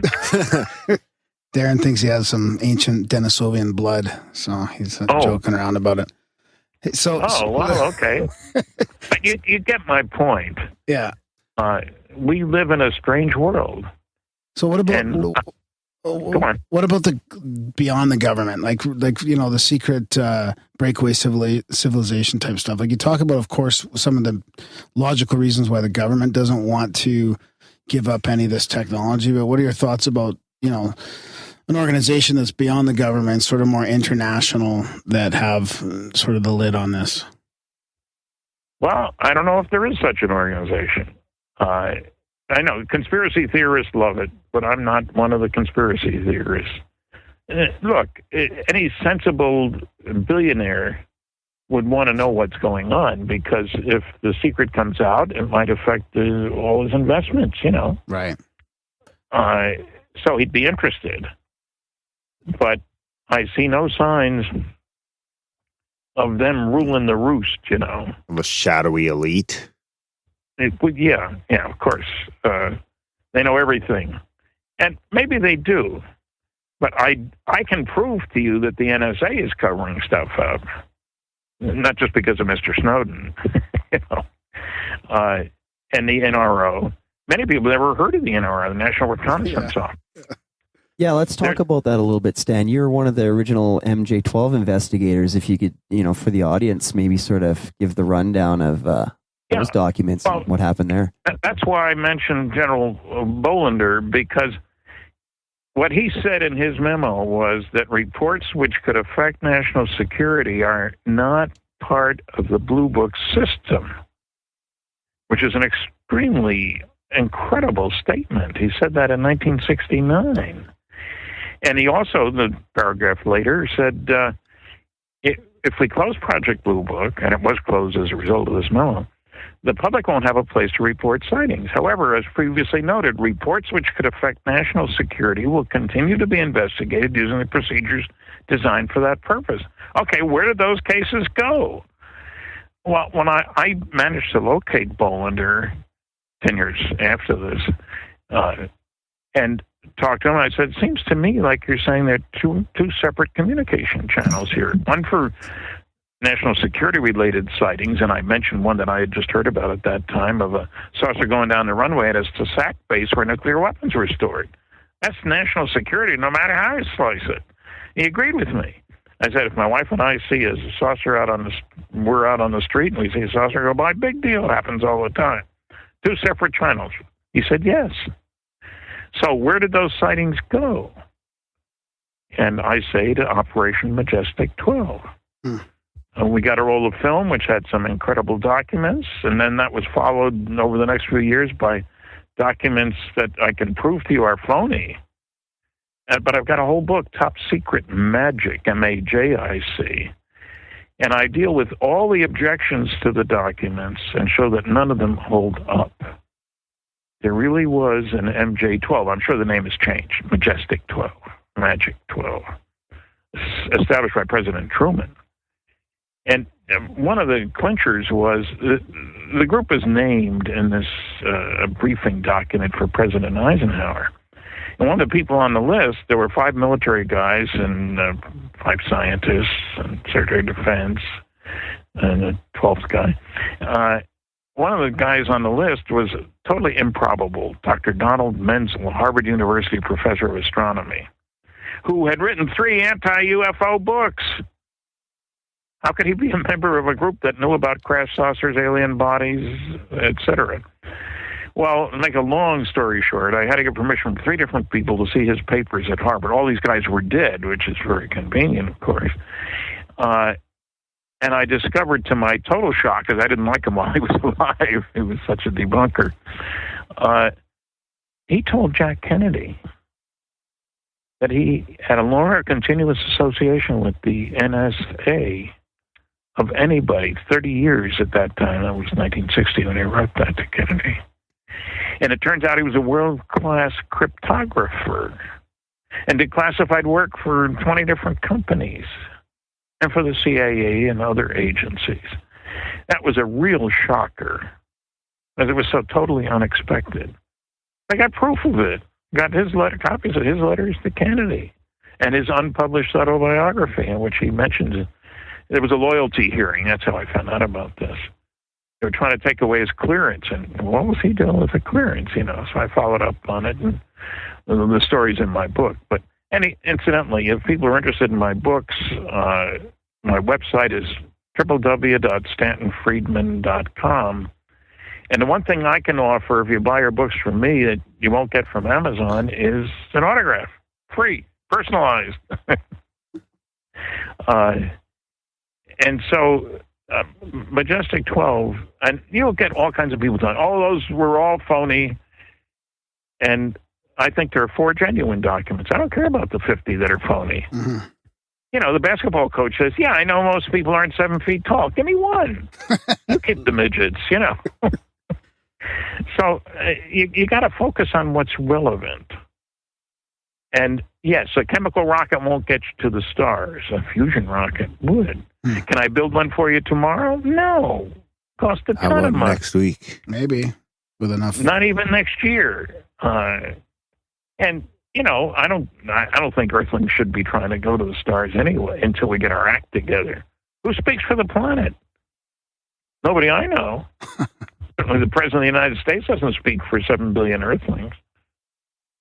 What I got a question, a data question for you. It helps settle well, it's not really an argument, but a discussion. We talk about, because I think like what do you think the reporting rate, like a reporting rate to MUFON would be of say if 1,000 people seen it? Do you think how many of those people would report to a MUFON? MUFON and other organizations, or just MUFON?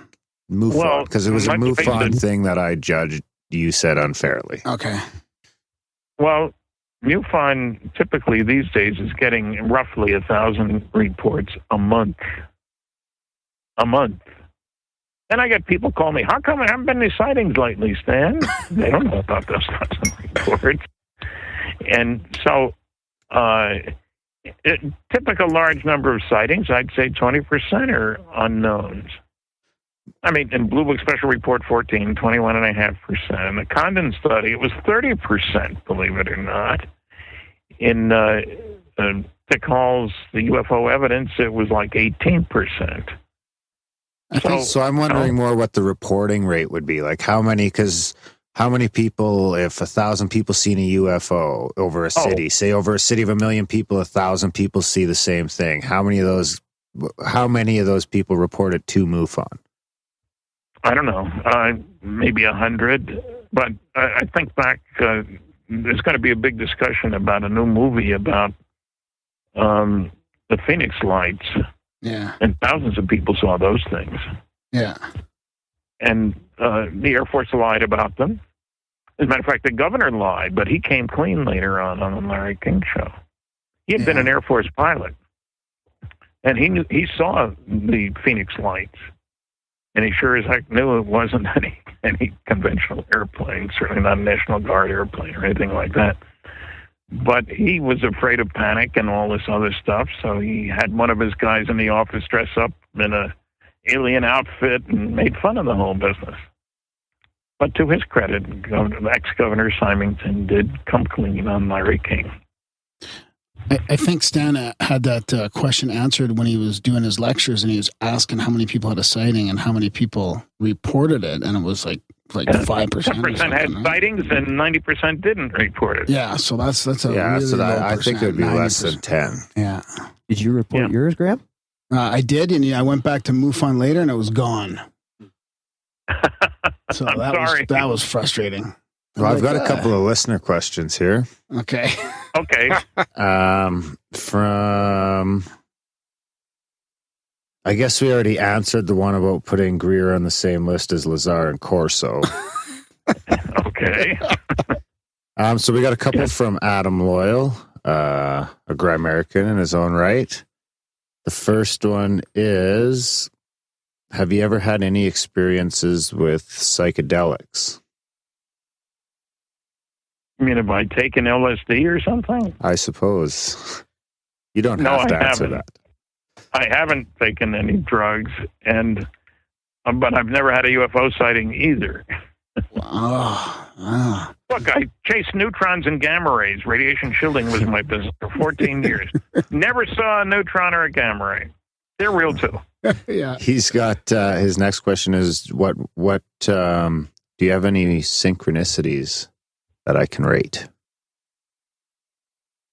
Synchronicities. It's kind of like his book when he bought that first book. That was a synchronicity in a way. Nah, I don't think so. I don't know. I can't think of any offhand. I'm just a straightforward, dumb old nuclear physicist. Yeah.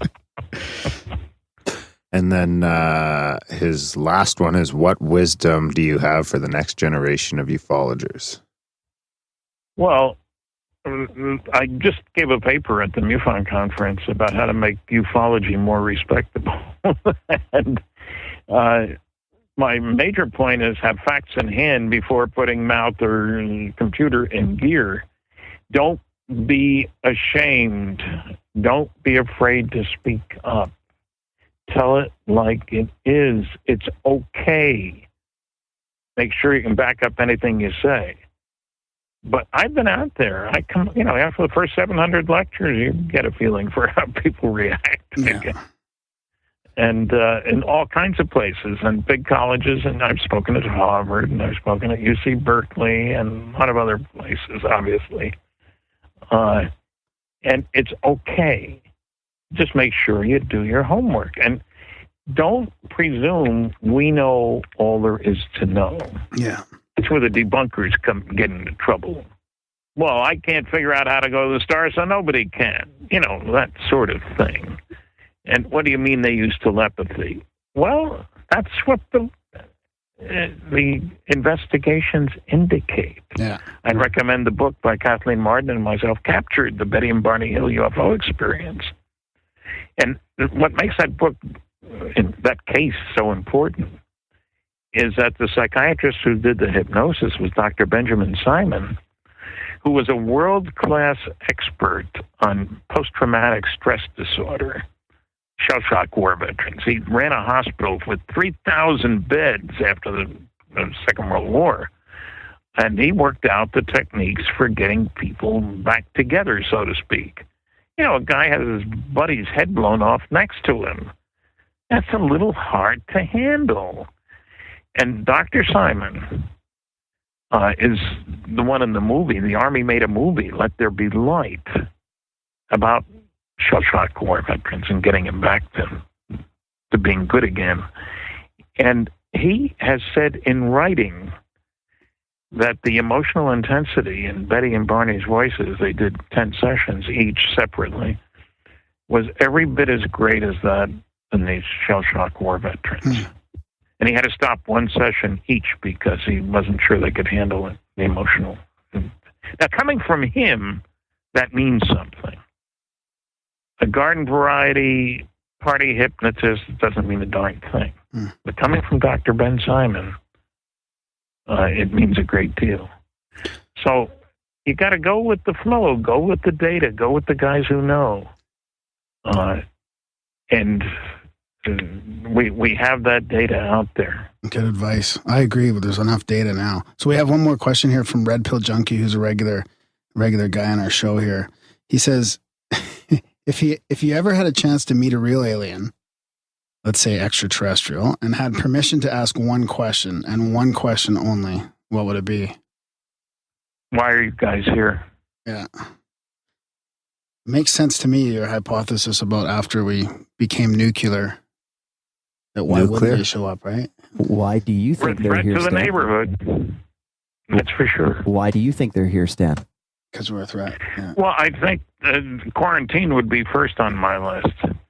Second, I've got a whole list in my book, Flying Saucers and Science. They're graduate students doing their thesis research on the development of a primitive society. they're being punished. Spend 2 weeks near Earth. That's punishment that lasts a lifetime. Maybe this was a prison, a penal colony. They dumped all the bad boys and girls here, and that's why we're so nasty to each other. And, Australia and Georgia were both started by convicts. The Australians seem to be proud of it, at least when I was down there. The Georgians aren't, but that's different. So I think there are a whole, why did people travel?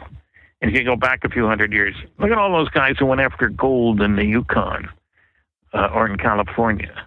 The guys who went after oil in the oil patch. And people have loads of reasons for traveling. But one of them, I would expect, is to take care of threats to the neighborhood. So do you think that the government is actually in cahoots then with the extraterrestrials, and maybe there's some sort of agenda there? Or it wouldn't surprise me if there was some kind of an agreement. You leave us alone and we will leave you guys alone. That wouldn't surprise me. It would make sense. You could, for example, they're looking at genetics. There's some diseases that only a few people have, so you got to pick up an awful lot of specimens to get some DNA from them, don't you? Mm-hmm. And if I'd said that before we invented or discovered DNA, you'd have said, you're crazy. What do you mean? There isn't any DNA. What kind of nonsense is that? Well, it's real, and we can manipulate it. So aliens may be looking for goodies for their colonies. Who knows? Have you ever thought about what you would do if you had unlimited resources in ufology? Like, if somebody donated $1 billion to you or a few $1 million? I've thought of some things I would do. Of course, I would. First of all, I'd have every newspaper in the country carry an article saying, if you have a piece of a saucer, sitting in the bureau drawer, contact us, and we'd like to get tests run on it. Nice. If you have a sighting, had a sighting when you were in the military, so you might have been involved with radar, airplanes. People forget most individuals don't have their own radar set, don't have their own spy satellite. The NSA is capable of doing things that you and I aren't. And the same with the Air Defense Command. I'd love to be in an airplane chasing a UFO and have my radar and 6 instruments picking up signals from the UFO. But I don't have that situation. So I think if we had enough money, I would set up a number of individual committees to deal with certain aspects of this. What does it mean for religion? A serious discussion. There's a wonderful book by Dr. Barry Downing called The Bible and Flying Saucers. He has a bachelor's in physics and a doctor of divinity. Divine physics is his beat. And he goes through the Old and New Testament and finds saucer sightings. Well, that has some implications. And part of what we're trying to do here is to get rid of our arrogance. Not too many years ago, we'd have said we're the only thinking beings in the whole darn galaxy. There are no other solar systems out there. If there were, we'd know about them because we're so smart. I don't think anybody's saying that now, and especially after Kepler. Yeah. The general consensus now, and I checked with 3 astronomers recently, is that there's about 1 planet per star. Some have 8 planets, some have none, but overall average about 1 per star. Well, how many people recognize that there are at least 10,000 stars within 100 light years of here? Wow. That means about 10,000 planets. That's exciting, to me anyway.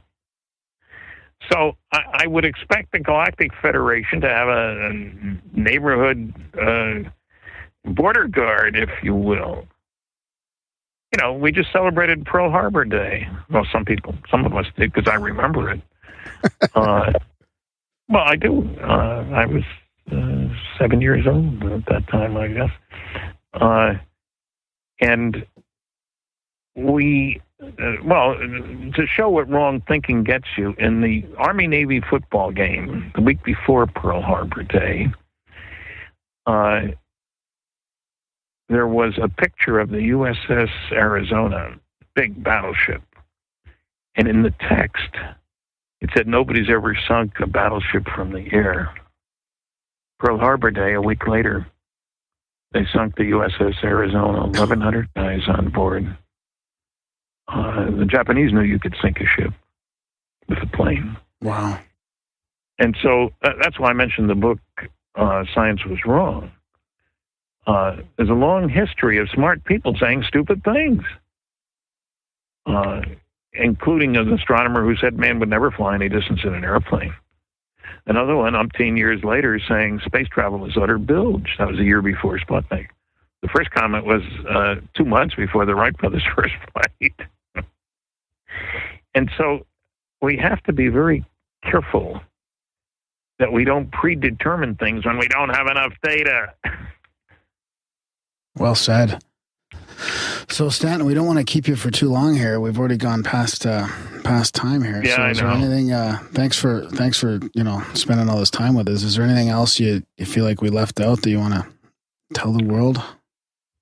No, I think just not only keep your eyes on the sky, but recognize that we live in a big universe, and there are guys that could be 1 million years more advanced than we are.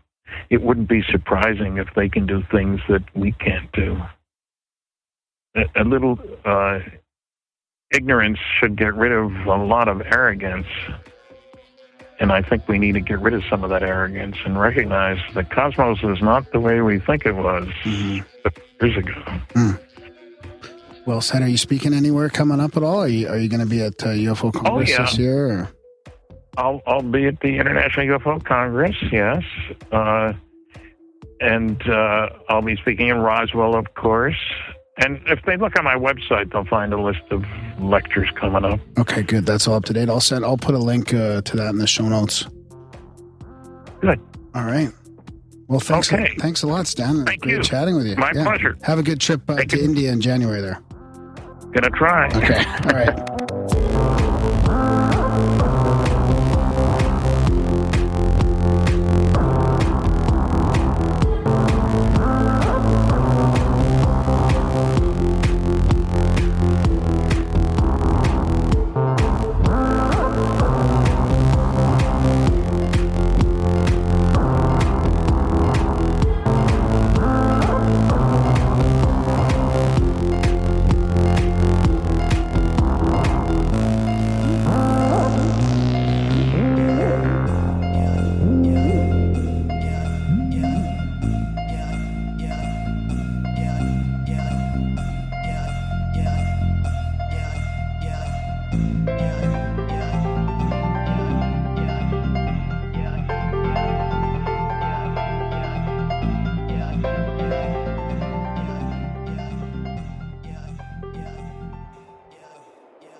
And that was our chat with Stanton Friedman.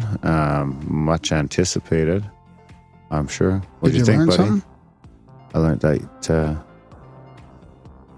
I learned a few things. You're going to try and say something smart alecky there. Smart alecky. I learned that.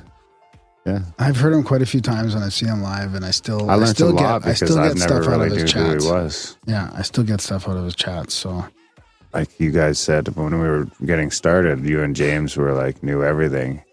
You're like, well, no, everybody already knows that shit, and I was like, well, I don't. Like all that nuclear physicist stuff, all that stuff, like that was all news to me. So it's interesting to hear his background and all that. For our guests that haven't heard that, and of course, hopefully some new stuff for our guests that have been, our listeners that have been following his career. yeah, I like some of his takes too on the people and how people do believe in it. Like when he's in lectures and stuff, and he talks about like He doesn't get a lot of blowback. Right? Yeah. It's probably just the internet. Faceless. the YouTube trolls. Because you go to something like that, I mean, people have obviously, they've decided to take the time to go and watch it, knowing what it's about. Yeah, but he's at universities and surprise, stuff too, motherfucker. right? He's not just at Is it UFO mandatory conferences. though? Yeah, I know, but is it mandatory? Like you decide to go to the conference. Right. Which is, I think, what you face most of the time, right? People aren't going to, I don't think a lot of people come to your speaking, maybe, if you're talking about global warming, probably. Yeah. It is a polarizing topic, though, UFOs, too. There's quite a few skeptics. There's still so many people that just don't believe in the reality at all, which blows me away. Does it? It does. I'm not sure I'm there. I'm not talking about ET. Is that the arrow? I'm not That was talking like- about ET. I'm That was talking like about a just. whole head roll. I'm just talking about you had your own You rolled sighting. your whole head. You had your own sighting. I'm not talking about ETs. Okay. It's just UFOs. Something. Because, you know, Somebody's I'm flying not something an around. I'm not a proponent of the alien reptilian agenda. I had someone else asking about the group. Everyone's curious. Have you heard Oh, any really? news? Yeah. No, but people want to start up our own. So Oh, you guys are going to start. actually, Nice. James Nation was talking about it. He's like, let's start up our own group. There you go. I'm still in touch with some And then wait guys. till he steal all his group members, and then when he comes over, say, yeah, and I'd kick him out. Actually, I would welcome him. Would you? Yeah. Let's see. I don't hold resentments. No. I try not to. I think you do. Really? With Sometimes. who? Well, you don't. Maybe The you global don't. warming, You the sure go- global you sure go alarmists, through- the warming alarmists. You sure go through a process of dumping said resentment. Definitely doesn't just deflect off you sometimes.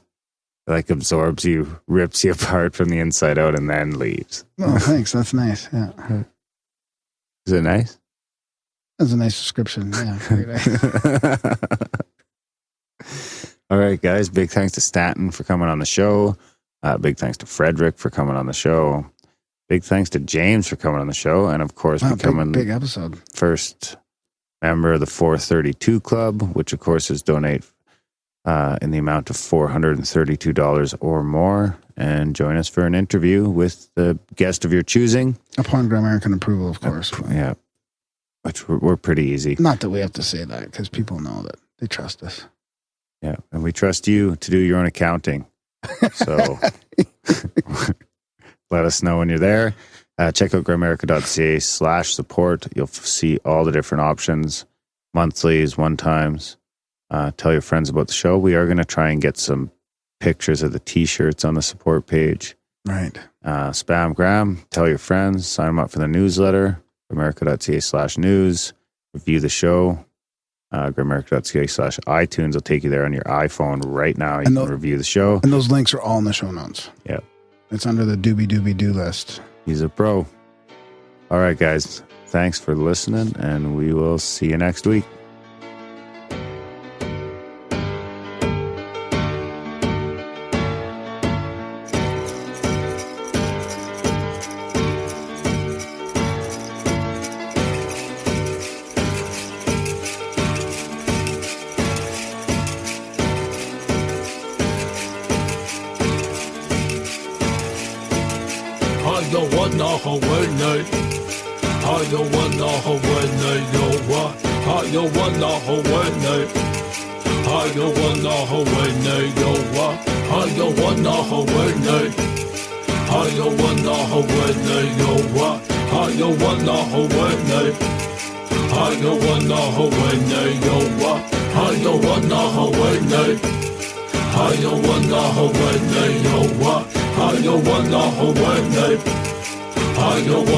Why is one man rich and another man poor? Why we ain't satisfied? Why we gotta have more? Why your suicide rates on the rest so high?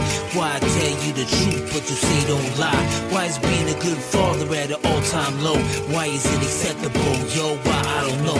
Why she blame him and he blame her? It's useless. Ask yourself this question. Why you making excuses? Why do parents gotta bury their kids? Why we text and drive, not caring how scary it is? Why it's so hard to forgive and leave the past behind? And if you did, then that's divine. Why don't you help your brother when you see him fall? Why do we act like God don't see it all? Why do we call them black, them white, them Asians and use labels? Now that's racism. I don't wanna hold it. Why? I don't wanna hold it. Why? I don't wanna hold it. Why? I don't wanna hold it. Why? I don't wanna hold it. Why? I don't wanna hold it. Why? I don't wanna hold it. Why? I don't wanna hold it. Why is there innocent people locked up for life? Why How some people can't say nothing nice. Why do we always gotta question what all of it means? And why won't you follow your dreams? Tell me why. That night when you took my dad, why'd you let me see my grandpa cry? And tell me why. And why do you choose to hide, even though you was born to fly? And tell me why. And why don't we turn from all the hate? And why don't we learn from all mistakes? Why do I keep on wrecking these fat beats? And teachers don't make more than professional athletes. And why? And why? And why? And why? And why? And why? I don't wanna Hawaii. I don't wanna Hawaii. Why? I don't wanna Hawaii. I don't wanna Hawaii. I don't wanna Hawaii. I don't wanna Hawaii. I don't wanna Hawaii. I don't wanna Hawaii. Some say they like coast to coast, but on demand, raw and uncut interviews, and all without no ads. One says false and one says true, and the rate you sing grows too. Grimerica is here for you. Stories from the listeners, they sent to Graham. He'll read them and be amazed, but Darren may say no. One says red and one says blue, but if it's balls it just won't do.